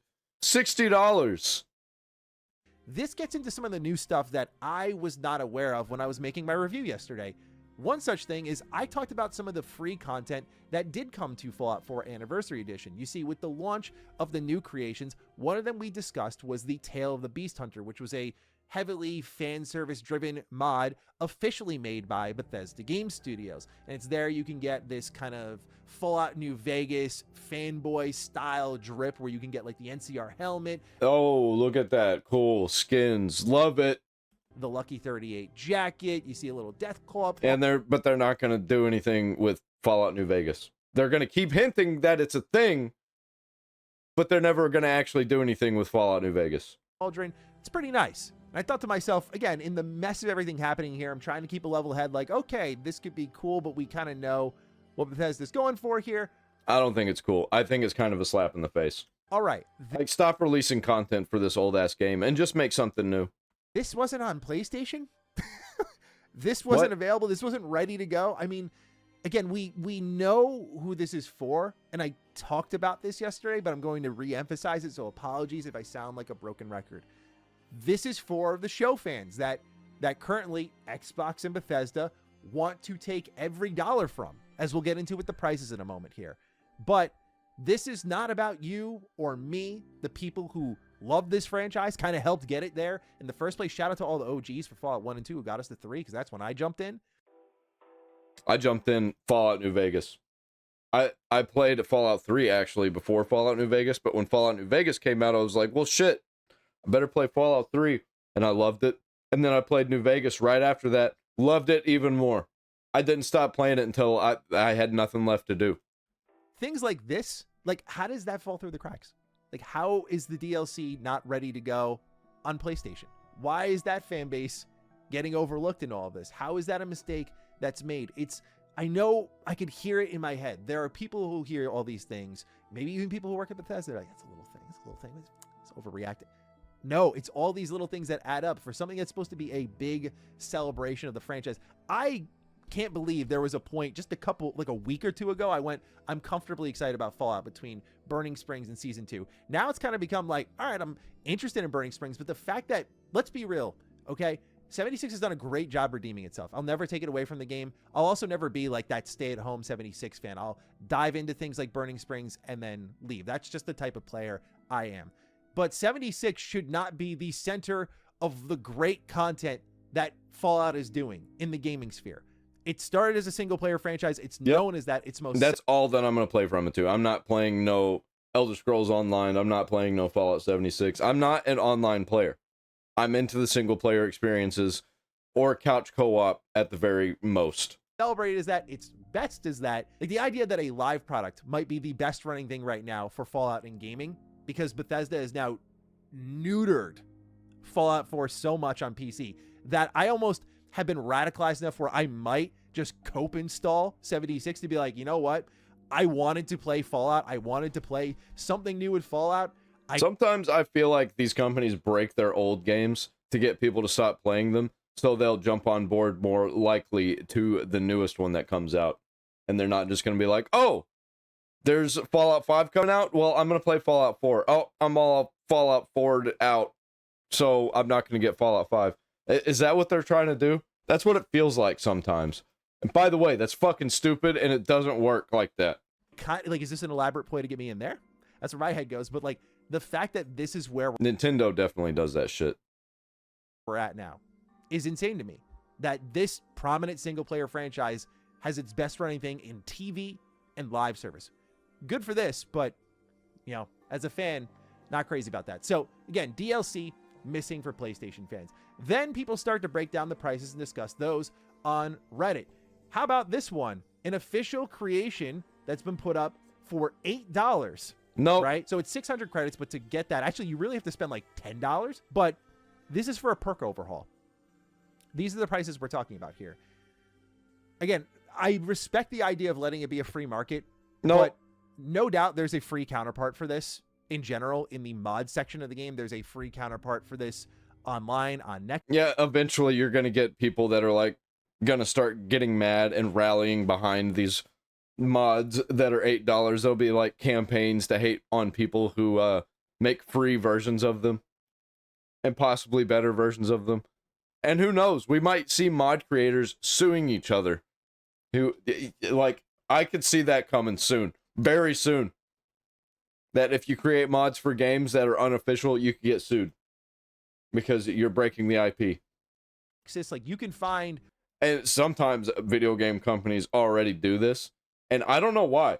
Bethesda is the level they are because of mods, and they've just enshittified mods because they can't help but to get their grubby little fingers into all of the scenes that have anything to do with Fallout. Oh, they hear that they want Fallout TV show? Well, we're going to give you a Fallout TV show, and guess what? I think it's going to become shit. They're not going to stop with it. They're going to keep milking it all the way to the fucking ground. Season 2 is probably going to be great, but who knows what Season 3 is going to be like? And Season 4, Season 5, or whatever spin-off shows they end up doing. All sorts of great mods. But again, for those who are newer, casual, we know what happens here. You go in and you spend and you spend and you spend. There's a reason Bethesda is turning their games into platforms. There's a reason they went back and took 2011's Skyrim and added creations to it, albeit they did a much better job with that, which I applauded them for. Fallout 4, Starfield. This is about money. But they, as in even some of the creators, I try to defend the modders, but this type of stuff's indefensible. They do not care, whomever it may be, about what it looks like, which is like, hey, money bags. And they just shake me dry for it. It's terrible, dude. There's no way someone should be paying $8. Yeah, I'm not paying for any mods whatsoever. Give me an expansion, I'll pay for that. Anything outside of that, it better be free added content. And a lot of times, I don't even want that free added content because it just bloats everything and enshittifies everything. Release your game, release the expansions, move the fuck on. $8 for a perk overhaul, especially when Cyberpunk, with Phantom Liberty, by the way, gave us Cyberpunk is so much better at doing this. A overhauled leveling up system alongside a ton of other updates for free that had nothing to do with Phantom Liberty. Even if you didn't get Phantom Liberty, it was still overhauled and so much better. And guess what? It was free. That's how you do it, right? That's how you celebrate your comeback. That's a great example of that. Think of how Cyberpunk started. terrible, broken. Fallout 4 didn't even start in that position, at least in my experience. Okay? I thought it was broken whenever it first came out. Just not the way Cyberpunk was. It was mostly like character glitches, graphical glitches, stuff like that. It was totally fine. Bad creative decisions here and there? Sure. But Fallout 4, I think, started in a better spot. To get 10 years down the road and be a company that actively supports their games, this should have been a big moment. And I get Bethesda was clear about what would be here, but when you see what they were quietly sliding in under the surface, that's where the real anger starts. Then there's the other thing that really bugged me. I was watching Juicehead's video on it. I'll have it linked down below. Check it out. He showed how they've now broken how mod install space works. So when you actually start to install these mods, you need more space than it's actually being communicated to you. So you'll see on screen here, for example, that he has 1.24 gigabytes of free space on Xbox, and the download is 880 megabytes. But if he went to install that, which he shows in his video, it doesn't work. This is something Bethesda has teased. That's kind of hilarious that they just completely broke modding. Will be from their official mod site. Like, oh man, how could you be so fucking incompetent? When like on PC, you don't even need that. You can just drop the mods into the folder and they fucking work, or use a manager. Expanded. They did mention this in their Steam write-up leading into the launch of Fallout 4 Anniversary Edition. But even things like this, like currently existing things that worked a specific way on Xbox, no longer work that way.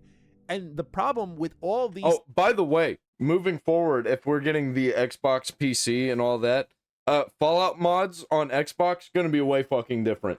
You won't be able to have your mod support broken through your official areas to get mods. You're going to have to get that shit fixed or people aren't going to use that service.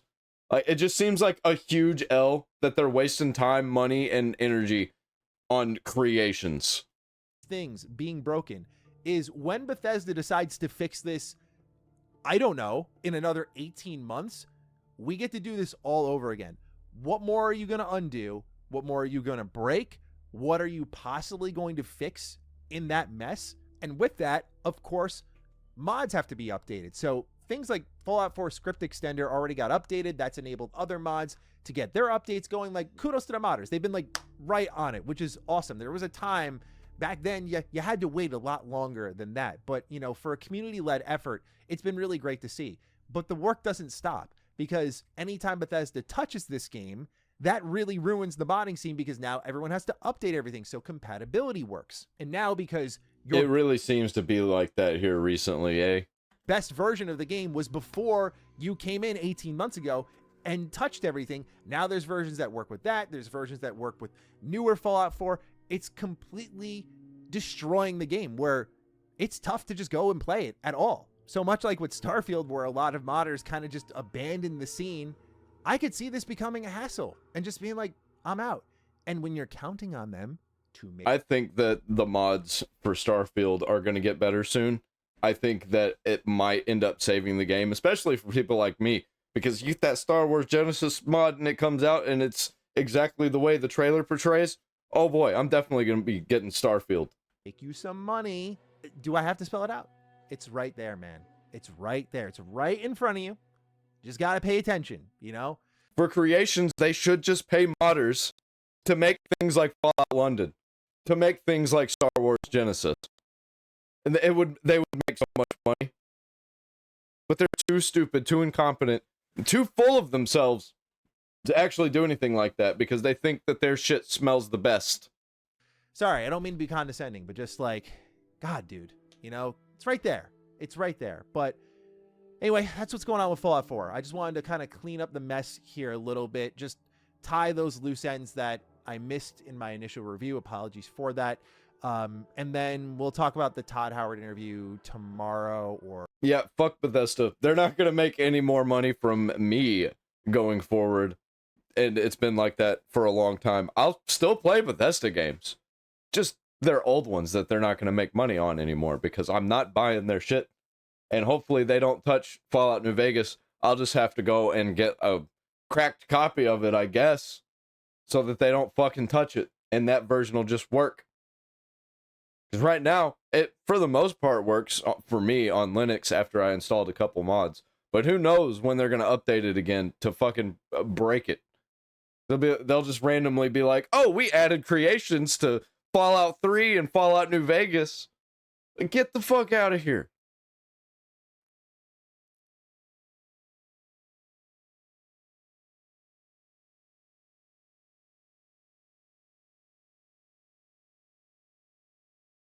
So we got Square Enix fires activists responsible for body type A and B, and many more. Man, I've been saying this for a while, and these companies, it's been falling all around us like dominoes. And I called it. We've all been saying it. They didn't listen. We tried to warn them. They didn't listen. And finally, we're here, and it's going to get much, much worse. They should have listened. Because then everything wouldn't have been crashing. They would have just been able to keep making great games. Hey guys, welcome back to Clownfish TV. This is Neon Geeky Sparkles is sitting this video out. We're going to talk about video games. We're going to talk about Square Enix, and it's coming out. Who exactly is getting laid off at Square Enix? And it's exactly the kinds of people that we speculated were getting laid off. In fact, it looks like it's the usual suspects. A lot of the people behind the quote-unquote woke translations and the person who is behind body type A and B on the Dragon Quest 3 HD remaster, those people are gone. Good. Square's cleaning house. They're using... Put the fries in the bag. Like we said yesterday, using AI as a convenient excuse to get rid of all the activists. I keep saying that these companies are all using AI, and they're going to keep using AI. It's going to get much, much worse. And we're seeing it unfold in real time. It's actually shocking how quickly this is happening. They're de-Californicating Square. Now, will Square improve? I don't know, because even some of the OG producers and directors over there are saying some things that... They're still a bunch of corporate freaks. Like, that, not much is going to change. Our very current year. Like, even if they get rid of all of the rainbow stuff, all of the pride stuff, all of the gay, LGBT, trans rights, all of that, even if they get rid of diversity, DEI, wokeism, whatever you want to call it, they're still going to do a bunch of corporate bullshit that makes no sense. So I kind of have to wonder, you know, but I think this is definitely a step in the right direction. Again, Square is a company, Square Enix is a company that has a long storied history, I guess. Yeah, they need to stick to Japanese culture is what they need to do. Two histories, because it's two different companies that merged. And they really have done their legacy IP dirty over the last few years. It's disgusting to see. And there was a whole conversation about the body type A and B in a retro game. Like, I would expect it. I would expect it in a new game, but... Yeah, when you go back and you change stuff like that for an old game that you're remastering or remaking, get the fuck out of here. We all know what you're doing here. You're just pandering. You don't even believe in any of that stuff at the company. Well, maybe a bunch of the French people do that were working there. To go back to a 30-plus-year-old game and be like, yeah, we're going to make it, modernize it for current generation. We're going to censor it. We're going to alter Toriyama's artwork, after his passing and all that, just to be current year. So California. Yeah, that's some crazy bullshit. Like, why would you think that was even a good idea? Pretty much the only audience that you were going to get, like an actual dedicated audience, were Dragon Ball Akira Toriyama fans. Portland and Brooklyn are not offended is really stupid. But these people are all getting gone. And we're going to go down the list, and gotta give a hat tip to Grums and the Reunion on X. Yep, I love Grums. And I don't think I know the Reunion. They've been keeping track of who is getting gone, and there are a lot of people getting gone from Square. So before we get into it any further, please subscribe for more pop culture news, views, and rants, guys. Hey, we're going to be beefing up our paid offerings going into 2020. Well, cool, man. Yeah, Square Enix. They are absolutely making changes. Everybody's getting fired. It's all crumbling. Culture is shifting in our direction. Love it.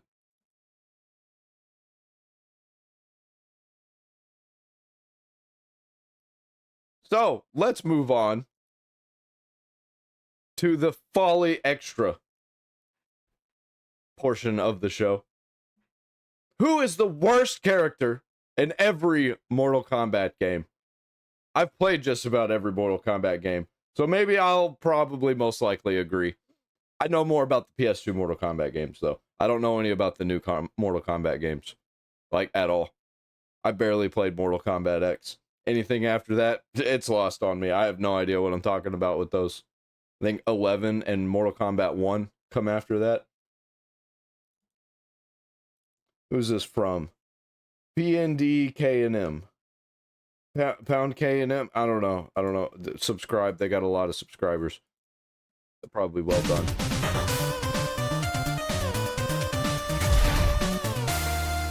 Recently, I made a video going over the strongest character in every Mortal Kombat game. Was that the N64 version? Well, after an overwhelming amount of comments on that video asking me to make one about the weakest character in every game, I have decided to do just that.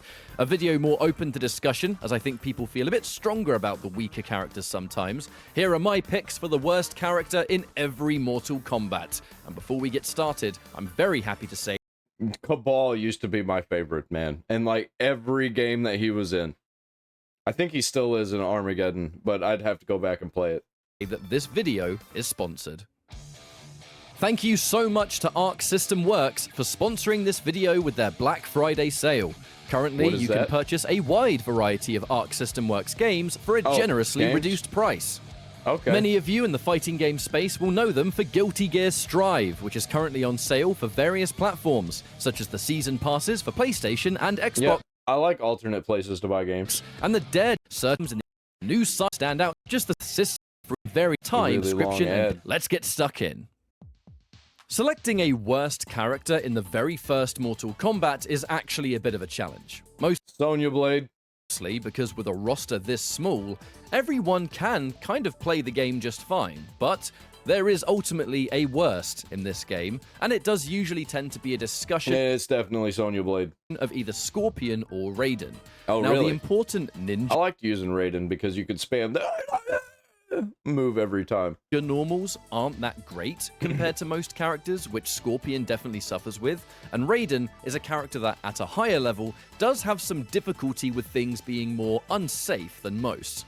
For this video, I have decided to list Raiden as the weakest. His Superman charge may be fast and appear safe to most things, but in certain counter-hit scenarios and depending on your screen position, this move can actually be unsafe on hit sometimes, which limits your combo enders and it makes you worry about cashing out damage.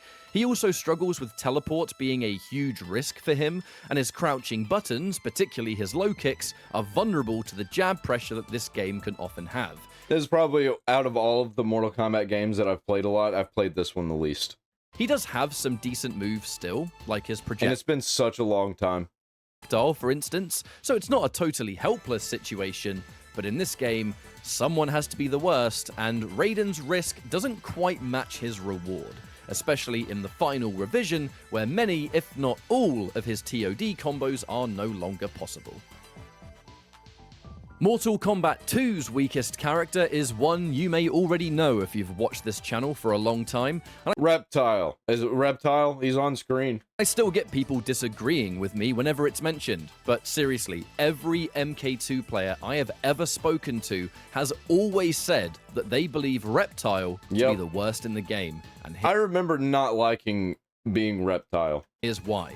The biggest problems Reptile has is that he's fairly reactable. Mortal Kombat 2 is a game where less is more at high level, and waiting for things to react to is a common tactic.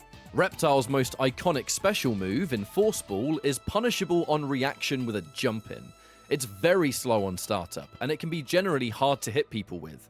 He has an okay projectile in Acid Spit, his slide is alright, although he's not the only character in this game with a slide, and his invisibility can be a nice gimmick, but compared to the... He's just a recolor of Scorpion and Sub-Zero. They just had to get a green guy in there, they just needed another one, so they made Reptile. Oh, he's green, he's got to be poison, right? Tools of the more dangerous characters, combined with his punishable Force Ball, Reptile struggles to make a significant impact in Mortal Kombat. Damn, I'm wanting to play the original Mortal Kombat games. I've been wanting to so bad. I need the definitive versions of the old games. Kombat 2. But as always, feel free to disagree. Vanilla Mortal Kombat 3 is mechanically different to and not Ultimate Mortal Kombat 3? Ultimate. And in this game, once again, there are a few contenders for absolute... I wonder what the difference is. Damn it, I'm going to have to play them. I'm going to have to go back and I'm going to have to see and just compare all of them. Worst. However, in my opinion, the character that is among that discussion and is the worst in the game is Striker. I have a few reasons for this, and yeah, I don't like his design most of all. That's pretty much all the reason I need to not play as him. If you disagree, saying that you think Shiva is worse, or maybe someone like Shang or Sector is, that's fair, but hear me out on this one. Striker... Dude, I used to destroy with Shiva. Genuinely has nothing going for him. He has weak damage, slow projectiles, is generally... And he looks like a fat idiot. Small, so run jabs are bad, very one-dimensional specials in general, and here's the biggest problem. His gun special, that at least allowed for big combos and huge damage in Ultimate, isn't present. He didn't actually have that move yet, so what he's left with is beyond a basic moveset, and with nothing to enforce gameplay-wise, forgettable damage, and not really having anything cheap to play with, this character almost doesn't exist. Yeah, he's basically just an uninteresting non-character. Now, in Ultimate MK3, this one's a lot easier to discuss. It's Shiva. 100% absolutely, it's Shiva. Not only did Shiva barely benefit from Ultimate's changes, like the combo system or relaunches or whatever, she was actually hurt more by most of them. While other characters may have been fixed or slightly improved, Shiva wasn't. Many of the new characters she struggled with in matchups. Relaunch combos that with Shiva are almost universal. Some combos characters can do... Dude, these backgrounds, they're giving me so much nostalgia. ...do pretty much only work on Shiva because of her hurtbox. This character struggled in every sense, especially against all of the popular characters. Being locked down in the corner by jabs, relaunched into massive damage, struggling to... Yeah, I probably wouldn't pick Shiva if I had the choice. ...get in because of her size. She had some cool stuff, and I think she's fun to play, but so many characters could almost delete her from character select. Probably mostly just play as Cabal. That she was a struggle character almost any time you... I don't know, there's just something about Cabal's design I just really like. He reminds me of a sci-fi character more than any other character. Fought a strong opponent. Even more so the robots. The robots kind of look like, you know, cyber ninjas, because that's what they are. Cabal just looks like some kind of bounty hunter raider guy from Star Wars. Things are going to get a bit weird in Trilogy because unlike the strongest character, who is absolutely Noob Saibot... I don't know what Trilogy is like. I'm going to have to play that one. I don't think I've ever actually played Trilogy. In both major versions, the weakest character in Trilogy depends on N64, or the other version most commonly known for being... Didn't time get messed up in this one? PlayStation. I consulted BuySpeed's Trilogy list for this one because when it comes to YouTube, he is absolutely my go-to for... Or is that Mortal Kombat 4 I'm thinking of? I don't even know. Competitive Mortal Kombat Trilogy. Check him out. N64 Trilogy has speed listing Sector as the lowest, along with Shang Tsung. However, in the discussion about it, it appears that it's more of a worst by default situation, with N64 Trilogy being described as fairly balanced. It's just that, you know, someone has to be the weakest, and Sector can take some time to set things up. Another thing about being... This might be the one that I end up playing first before I play all the other old ones. A projectile... I'll probably play this one and then Ultimate Mortal Kombat 3. Maybe I'll do it on stream. That'd be fun. Character is the sheer amount of teleports that Trilogy has makes it difficult and risky to enforce a ranged game plan, especially N64 Trilogy, where teleport cooldown is almost non-existent, so there's more teleports here than ever. For PlayStation, it's mostly the original MK1 characters ported into Trilogy that appear the lowest. It's original Kano and Raiden. They're almost equally bad here, but let's talk about Raiden. You can apply a lot of this to classic Kano as well. These original MK characters aren't that great. I'm not talking about MK2... So should I just end up playing the N64 version? That's what I'm Al hearing. or Jax. Those characters are really strong.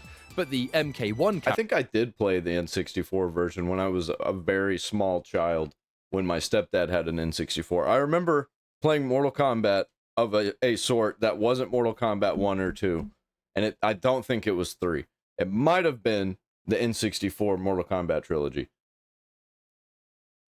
I'm not sure, but I remember playing Ocarina of Time and Majora's Mask and a few other games on the N64, Star Fox. So it must have been this one that I played. Characters, which feels weird saying MK1 now, I guess. I think I need a new term here.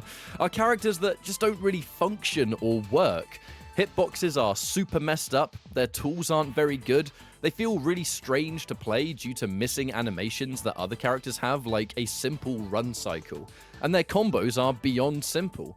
The biggest thing that holds them back is that they are there mostly for almost novelty, but you'd never play them in a competitive sense. They barely work as they're supposed to, and for that reason, they are just not good. As always, the absolute weakest in Mortal Kombat 4 is a contest between a few characters, Quan Chi, Shinnok, I remember this a little bit. This had crazy different graphics. Kai. But once again, they tried to go for that Tekken style 3D graphics. I have a pretty firm opinion on who the absolute bottom one is in this game, and that does, sadly, go to Kai. You see, in this game, special moves are what separate characters in their viability, and Kai pretty much lacks any kind of significant special to actually help him. He has extremely... Yeah, he kind of seems like a more lame Liu Kang. Poor fireballs that almost have a non-existent chance of actually hitting the opponent. They're a cool idea, but their hitboxes are just bad. There's no other way to put it.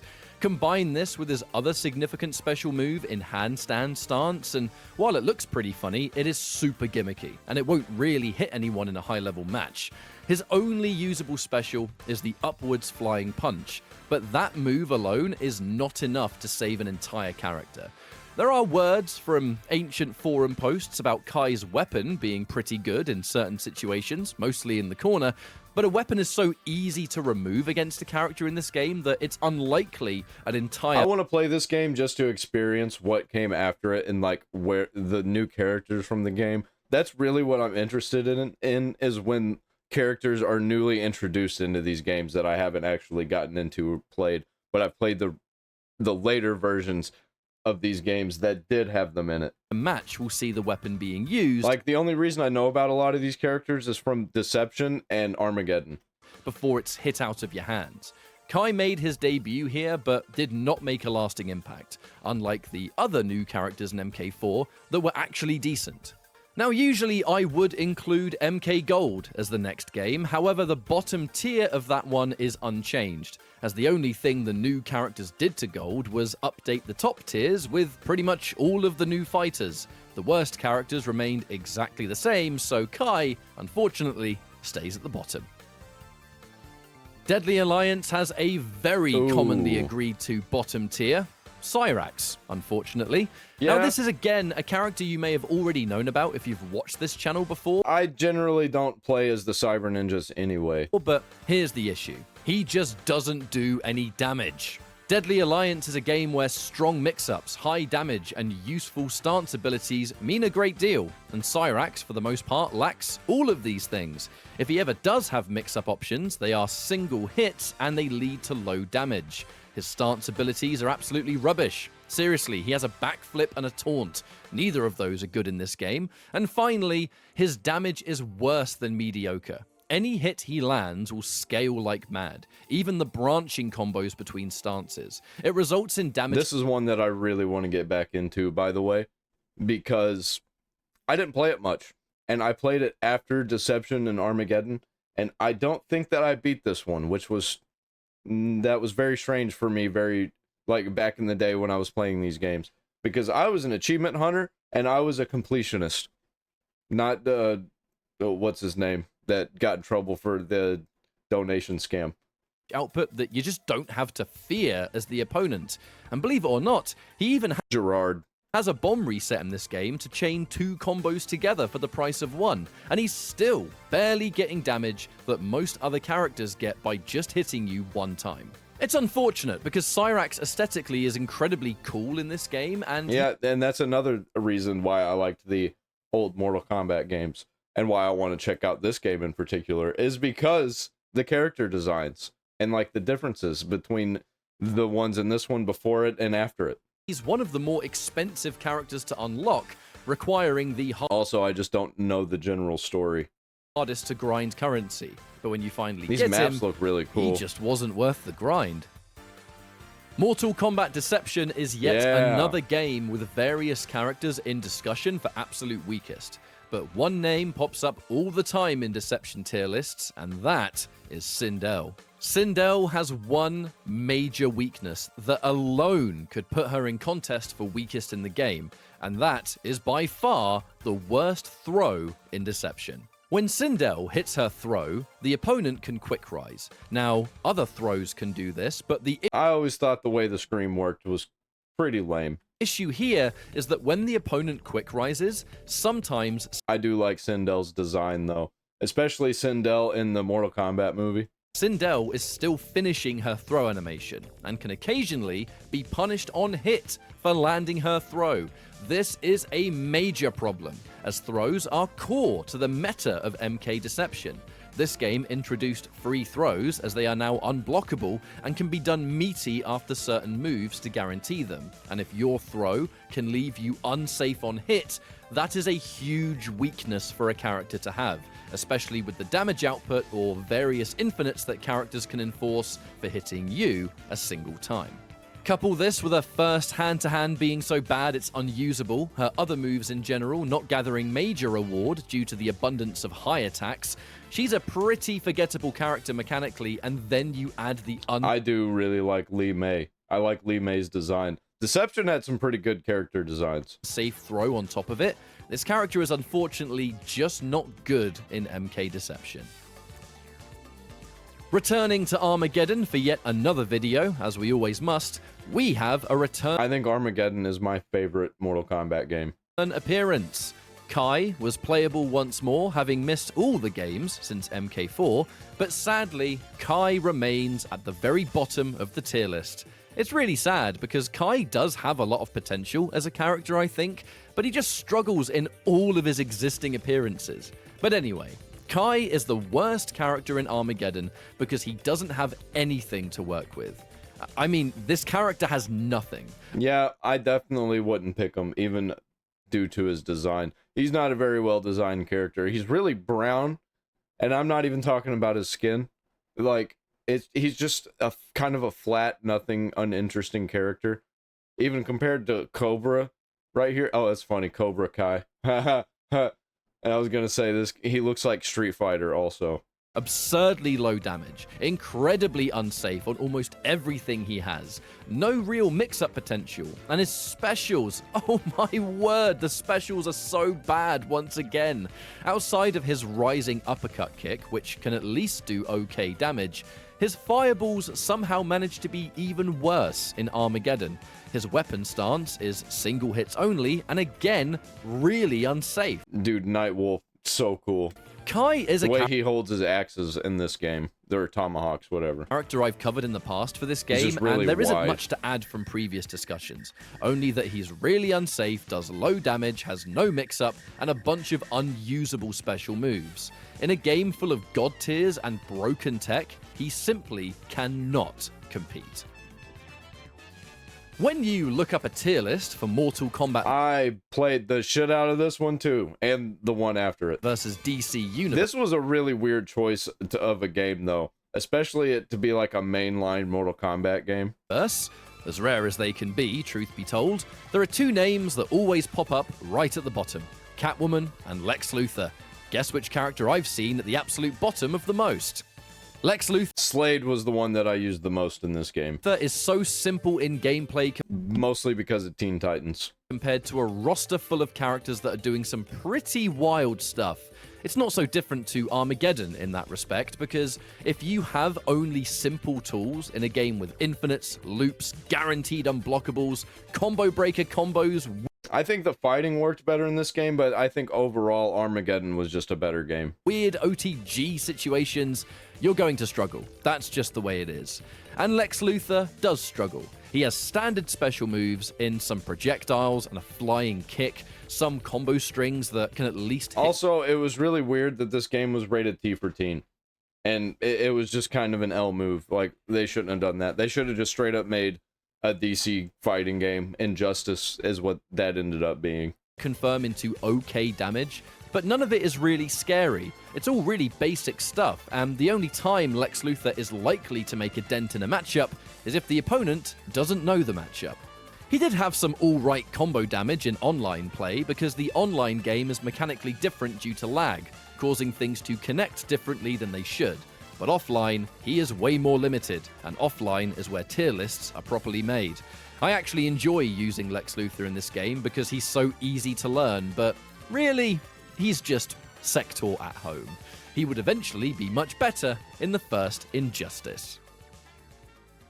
Mortal Kombat 9 has a lot of... Dude, I think I completed this one. I think I got all the achievements. I don't remember, maybe at least most of them, though. Low tiers, and they struggle to compete in the meta. Like, the tower in this, the tower challenges, me and my friend, Carson, we played this for, like, days, trying to complete all the challenges, and then we did. But one in particular I strongly believe to be the worst is, sadly, Jade. Jade is a cool character on paper. She has a projectile-immune glow, various glaive directions, and the... Yeah, I like Jade, and I like Jade's design. Enhanced version comes back for pressure, but her overall issue is accessing high damage. And no, I don't just like all of the ones that are mostly naked. I like a bunch of them, like the chick in the dress with the big hat. Forget what her name was. Ashra, is that her name? Obtaining pressure that actually works properly, while dealing with the countless, really difficult matchups at the same time. So many of her fast buttons are highs, or they can be poked out of. She has a pretty good fast mid, but this mid won't actually combo into anything for huge damage. I really want to play this game again.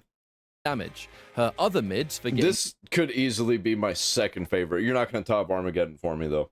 Full combos are a lot slower, and they only work for punish situations.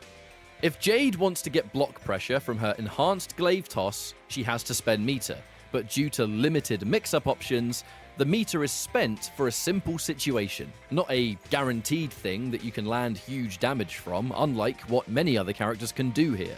But her biggest downfall is matchups, and her matchups are some of the absolute hardest in the game versus many of the popular characters you would often fight in a competitive setting. When you look at the other low tiers, they often at least have something, no matter how weak they are. But it's genuinely hard to think of a single thing Jade has that can actually help her out. Okay, so choosing a worst... Mortal Kombat X, I mostly played on the phone. I played the phone game a lot. That was like back when phone games were starting to get good for a little while, but it was still not very good because of microtransactions, and it was definitely like a pay-to-win game. Character in MKX is really hard. And I'm sure it's still like that.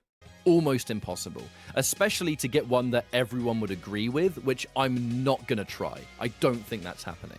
But I can look at the individual variations and tell you what I think is at least the most obsolete. And I've said this before, I think that is Warlock Quan Chi. Quan Chi is a really good character, right? But only in Sorcerer and Summoner.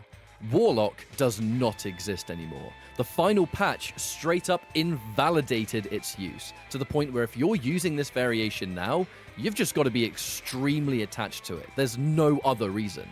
Every move you get is not worth it in the final version. The tracking forward 3 barely tracks. All you have to do is slightly walk forward and it misses, leaving you open for punishment.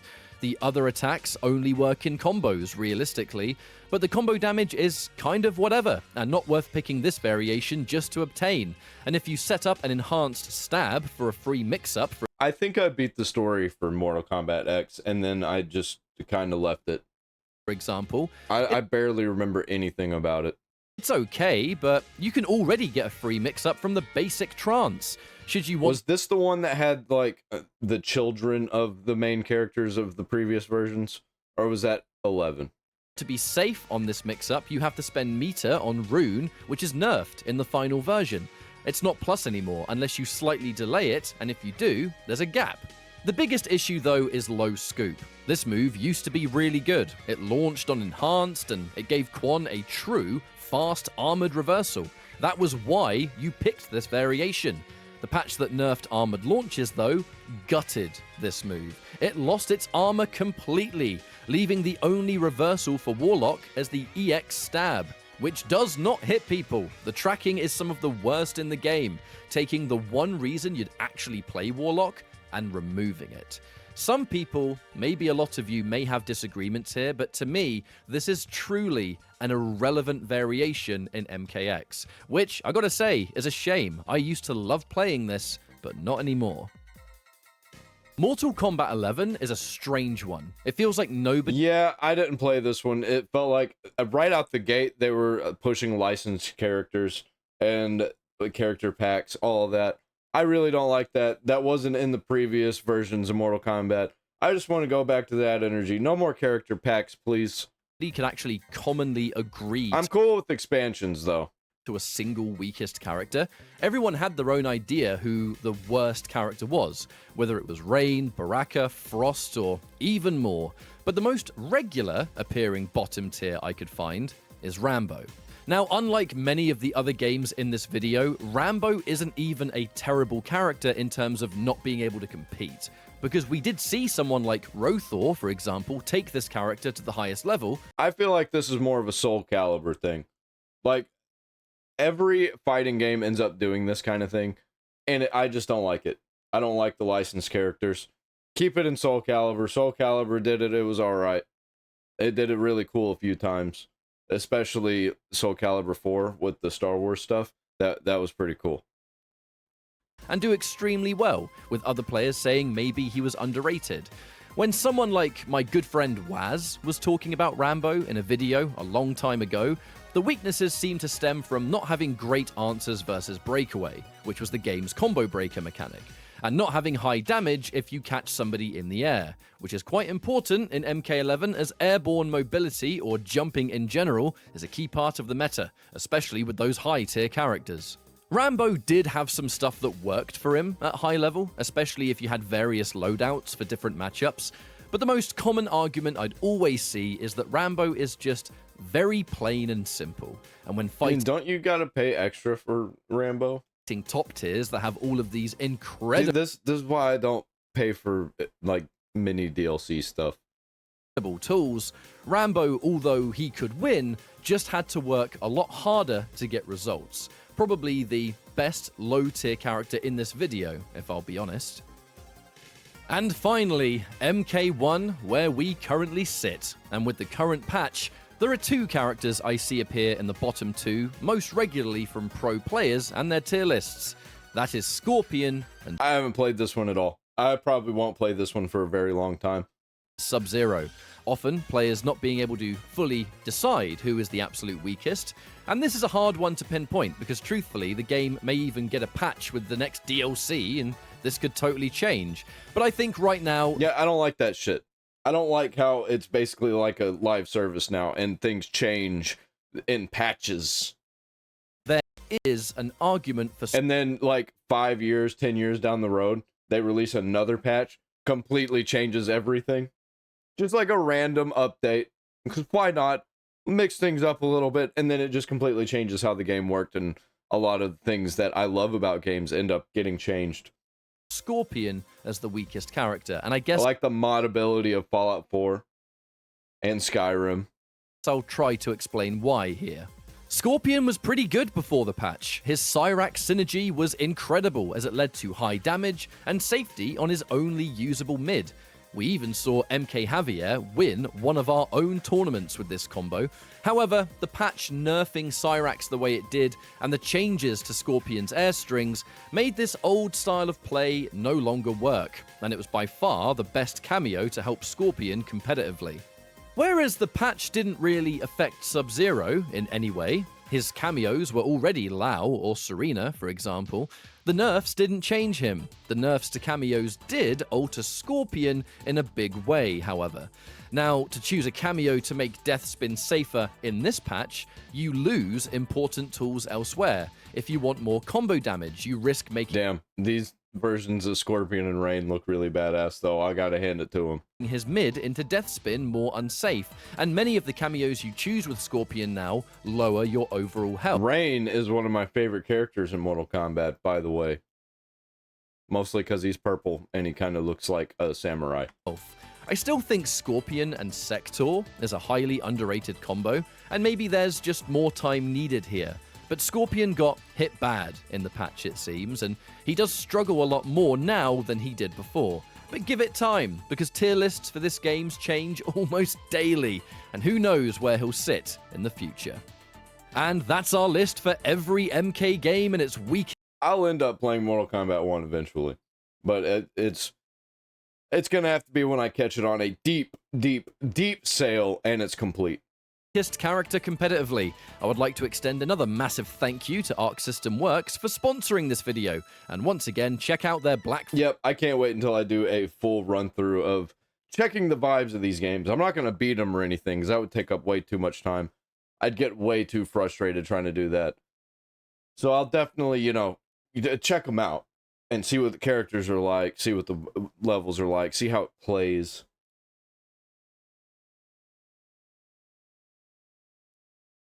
Comparing Star Wars mobile games. This was something that I clicked on because it sounded interesting from Flandrew. And I don't know nothing about it. I don't know nothing about no Star Wars mobile games. And I kind of want to know about some Star Wars mobile games. So here we go. Star Wars mobile games. If you remember alcoholic Jawas, Luke threatening Yoda, and Obi-Wan squishing pedestrians on Utapau, then you grew up playing Star Wars games on mobile, and in this video we're going to compare the ones developed by I don't know nothing about these. THQ in the mid to late. Oh wait, no, I do know this one. I've played this one. 2000s. Let's begin with Star Wars Cantina, a diner simulator released across a bunch of mobile platforms back in the It looks like Diner Dash. Day, and straight away get a load of this MIDI theme. It is Diner Dash. You play as this giant-haired lady in the cantina, which is now owned by Dex for some reason. Here come the Greedos, and they're very thirsty. Alright, 2 purples coming up. This totally looks like something. The Jawas took too long getting their... This totally looks like something I would have played when I was a kid. Green drinks and buggered off. And I like how I used to play the worst games when I was a kid, man. The main mode is just called Endless Shift. It looks like the developers have spent some time working in the hospitality sector. And don't be fooled by this cute design. The game turns into chaos very quickly. Okay, come on in. Yes, what would you like? Oh no, there's more. Dude, the time that I wasted when I was a kid just downloading shitty educational games and playing them like kids' educational games. A lot of them were actually pretty good, but like shitty for me to be playing at that time. It was really weird. Like there was Macy's birthday or whatever. I don't remember. It was the mouse. It was the mouse. It was like crayon drawings, kids show. And there was a game and it was her birthday or his birthday. Was it a boy? I think it might have been a boy. Boy mouse. Yes. Yeah, what would you like? Oh no, there's more of them. Dex? Oh, there's no more room. Dex? I can't, excuse, yes, what would you, the drink, yes? No, someone can, That looks like a nightmare. Okay, next up we have Jedi Trainer. Wait, why is Anakin easy and Obi-Wan hard? Anyway, in this game, the Jedi stand in the center whilst the training drones slowly shoot laser bolts at them. The goal is pretty simple, just deflect the laser blast back, but I'll be honest, I never managed to figure out how to do it. I'm sorry, Jesus Obi-Wan, I failed you. And speaking of Obi-Wan, up next we have the Grievous Getaway. And this one is actually pretty fun. It's set in a top-down perspective and has you control Obi-Wan. This looks pretty cool. This looks like something that I would totally play now, just to try out. And his giant lizard as they chase Grievous on his bike. In addition to turning to avoid the pitfalls, you can also use Obi-Wan's lightsaber to swat away the Magna Guards and the crab droids and deflect laser bolts. Wait, who's that? Is that... This looks like something that I would have played on the Game Boy Advance. Darth Sidious? Hey, watch out! And I didn't add that, by the way. The Wilhelm scream is actually part of the game. What? You see, these later levels are filled with Utapau. Dude, I fucking hate the Wilhelm scream. Civilians. Immediately, if I'm immersed in something and I hear the Wilhelm scream, It pisses me off and takes me out of it. Which Obi-Wan can very easily just mow down. And the only punishment is a 10-point deduction. I guess that's the price of life on planet Utapau. Staying with the Revenge of the Sith theme, we also have Battle for Coruscant, a simple top-down shooter which has you play as Anakin during the start of Episode 3. Next up is Star Wars lightsaber combat. Okay, let's see what this one's all about. Whoa. Oh, wow, wait, hold on. I've played a lot of games that look like this when I was a kid, mostly on Game Boy Color. How do I fight back? Stop! Can somebody tell me the controls? Oh my god, look, if you lose, you just get... This is some Game Boy Color ass shit right here. Cut in half. It was at this moment that he knew. He f***ed up. And the game over screen is Obi-Wan holding his leg. Alright, let's move... It looked like hold on. He knew. He f***ed up. And the game over... He looks like he's trying to really hard to squeeze out a fart. Screen is Obi-Wan holding his leg. Alright, let's move on. And next up is Ask Yoda. Is that like... Ask Jeeves? Wait, he's already dead. How am I supposed to ask him things if he's already dead? Oh, never mind. Ask Judd. Anybody remember Ask Judd? It's just the emulator dying. And speaking of, get a load of this Yoda's theme. Oh, that's awful.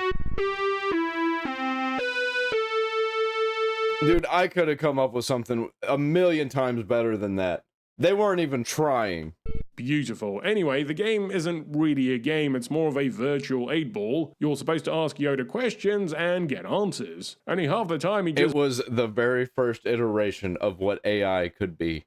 Bails on you. Push the button too hard, you have. What the hell does that mean? Okay, let's try again. Yoda, should I get an air fryer? Disturbing this question is, meditate on it, I will. Okay, one more time. Yoda, is there hope for society, or are we... So he's basically just a magic 8-ball.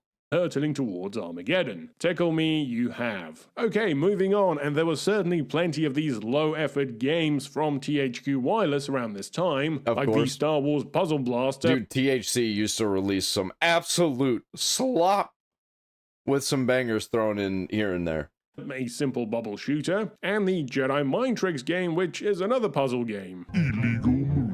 I'd say the most memorable thing about this game is the menu art. Remember that time Vader dueled Yoda? Luckily, it wasn't all simple shovelware. THQ also released some decent mobile games like the Death Star Assault. This is a 3D shooter which starts off with you flying the X-Wing. Cool. The first mission takes... And it said, like, press the 5 key, so this was, like, on a flip phone or a candy bar style phone. Place in space and has you take on TIE fighters and Star Destroyers. This section even ends with the two Star Destroyers crashing into each other. That's I mean, surely cool. That has nothing to do with me, right? The pilots just probably fell asleep. Anyway, the later levels have you play across the surface section of the Death Star, taking out the towers and then the trench run. Yeah, in addition to that, you also get sections where you fly the Falcon during return. For an old mobile game, incredible. This is like better than the Game Boy Advance, actually. At the Jedi. And I love how the orchestral MIDI theme stops as soon as you die, no matter how triumphant. Staying with the Starfighter theme, there was also... like to be able to play something that would have been like a banger in the early 90s on a tiny phone. That just sounds badass to me. Imperial Ace, which had you play as a TIE fighter pilot during the invasion of Maigito. And I've got to say, the presentation is really good here for a mobile game. Look, it's got cutscene art and everything. Imperial Ace plays... Yeah, they went hard with this one for... Why? Does this still technically exist? Can I buy this? Very similar to Death Star Assault, only this one starts off a little slow. The TIE fighter itself moves really slowly, and look, even its lasers come out at a snail's pace. Luckily, there is a lock-on function. Also, the drowning Imperial theme makes everything feel like it's happening in slow motion. Thankfully, the game does pick up as the levels progress. Plus, you get to fly all sorts of different TIEs, like the Interceptor throughout the asteroid field. Wow, look at that, a giant space donut. You also... yeah, a giant space butthole. You get to fly the TIE Defender, which you can use to blow up the rebel capital ships. And these visuals are actually pretty impressive for a mobile game. Eventually, you get to play... I like the design of it now. It's very charming. As Vader in his TIE as he goes down to planetside and blows up everything. Overall, I definitely say it's one of the best Star Wars mobile games of the era. Now, to celebrate the 30th anniversary of Empire... I'm pretty sure that I played this one. Strikes Back in 2007, THQ Wireless I'm pretty sure I had this on my Razzle Dazzle phone. It's like a phone that had a speaker on it and a keyboard, and you flip it. It was kind of cool.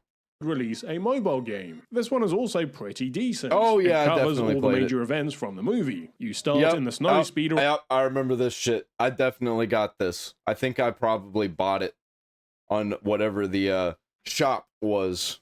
On Hoth, there's no weapons, so you just have Probably bought it straight from Verizon themselves. to avoid the laser Verizon bolts, and for store. some reason it always wants to return to the center, but you do get a harpoon section at the end where you have to match the buttons and then keep this green marker in the center. There are also a bunch of levels on This is the part that I remember the most. Dagobah where Luke has to do some platforming and learn some Jedi powers. We've also got several Falcon levels like the Asteroid Chase and the Bespin Escape, but again there are no weapons and it always wants to veer into the center. And finally there are several levels with Luke on Bespin which end with the Vader battle. Look at Luke just crawling off the edge.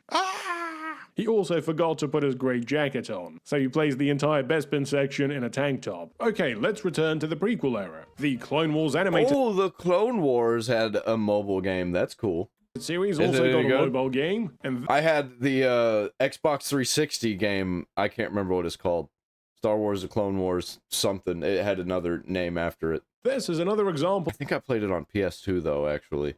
of a Java game with great presentation and visual design. You control a squadron of clones who make their way through levels, taking out droid battalions and securing command posts. The clones shoot automatically, so your job is just to guide them through the levels and keep them alive. Unfortunately, This looks really fun, or at least for a mobile game, or even a GBA game. This is incredibly difficult because this game has tank controls. You see, you've got the directional buttons that crazy. you have to move. I'm good at Resident Evil though. Using the left and right arrows on the phone pad, and then once you've set the direction, you press the up button to move. Now, there was another Star Wars mobile game released around the same time which played kind of similar, Republic Commando Order 66. That's right, one of the best Star Wars games ever made and the most graphic. Yeah, I'm gonna have to play some Republic Commando. I haven't actually played this game. Impressive one at the time, got a sequel as a Java mobile game. You That's control weird. 3 commandos at a time as That's a crazy move. they run through levels shooting enemies, but thankfully this time you can actually control when they shoot. Each section ends with a boss battle like this one where you have to take on Plo Koon and his starfighter. Again, imagine if this wasn't a damn Java game. Now, I don't think these were actually developed by THQ, but I'm gonna give a quick mention to the 2 LEGO Star Wars mobile games. Both were very simple. The first one followed a few levels from Were they anything like the GBA Lego Star Wars games? Which I want to check those out too. I actually haven't played those. Or the Nintendo DS version.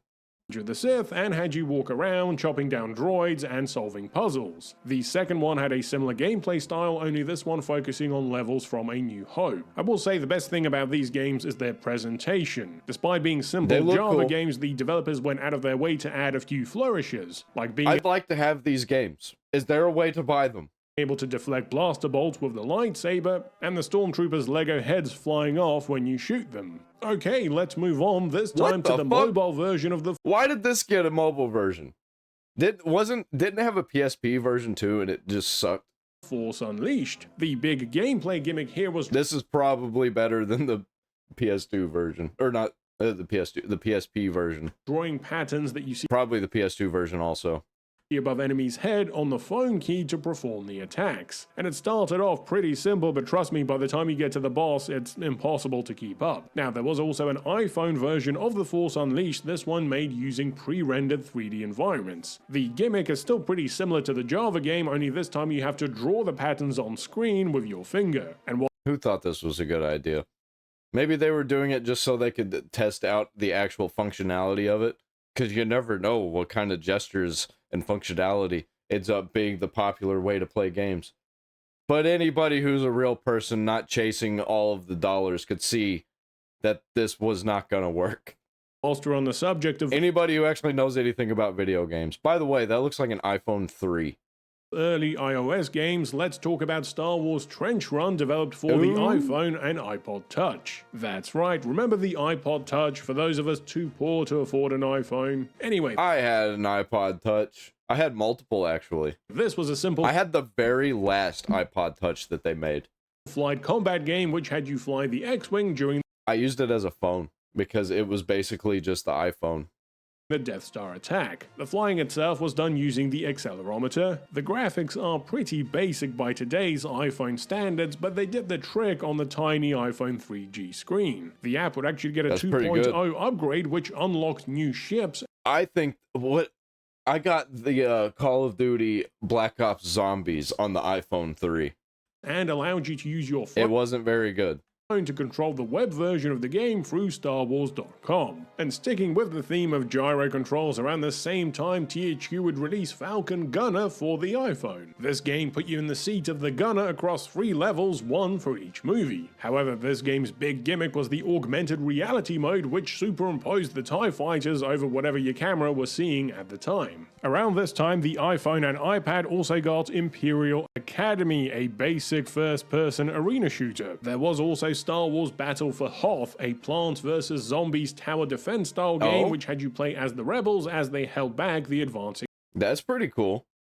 Imperial forces. This game, like many others on this list, are getting close to becoming lost media. I distinctly remember playing this game back in the day, but the only record I can... Oh, please somebody preserve it. I don't want to lose a bunch of these phone games because a lot of them are actually really good. It's just that nobody knows about them because nobody really plays these old phone games. But we need to preserve them, man. Find any way we a can. few old videos on YouTube. It's even worse when it comes to this supposed mobile Battlefront game. What? Some people say they definitely remember playing it, but the only evidence of it existing are a few screenshots found. Dude, we need to find this. I want this. I want everything about this. I love Battlefront. I've played every Battlefront game. Not so much Battlefront 1 and 2, the new ones. But the original games and the ones on the PSP, boy, don't even get me started.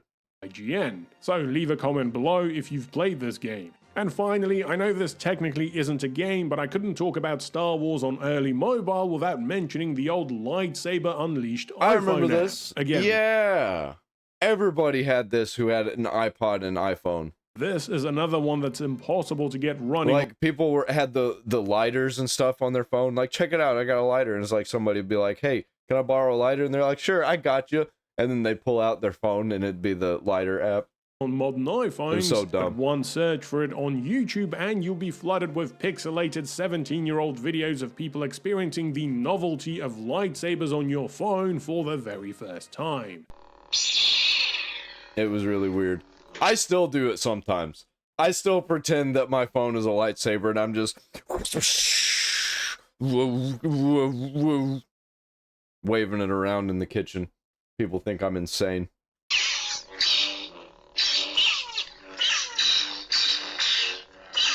And so there we have it. I used to play with a lot of bullshit apps like that whenever touchscreens were just starting to get popular when I was a kid.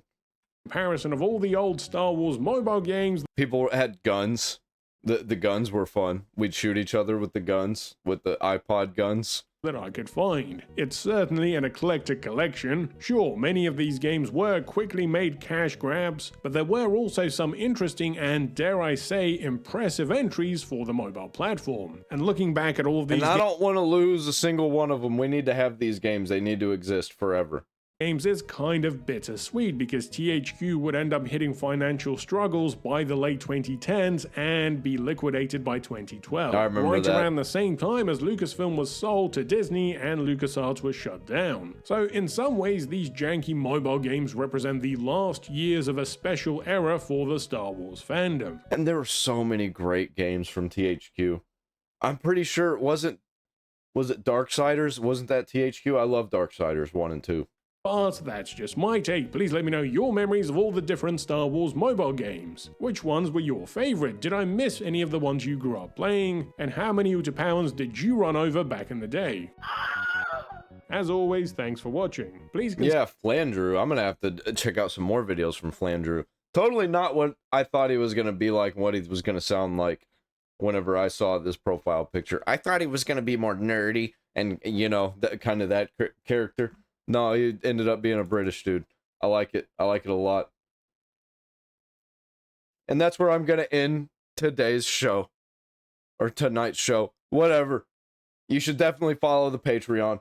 I've got it linked in the comments. I've got it linked in the description. I got it linked everywhere, man. It's linked everywhere. You got to join that shit. I've been working on something called Folly. It's a world. It's an entire star system with a timeline and people in it and places, and a lot of cool things happen. Basically, it's a world where people are forced to stream. They have no choice because they're all connected on the spiritual level to a mainframe server thing that exists just floating around in space, and it's invincible, and it's run by an AI that's completely out of control, and there's nothing you can do about it except just live day by day and just be human. And being human is chaotic, and society keeps collapsing in the Folly. And that's just the way it goes. That's the way it has been. That's the way it is, and that's the way it always will be. It's just forever changing, but always in chaos. So check out that Patreon, bro.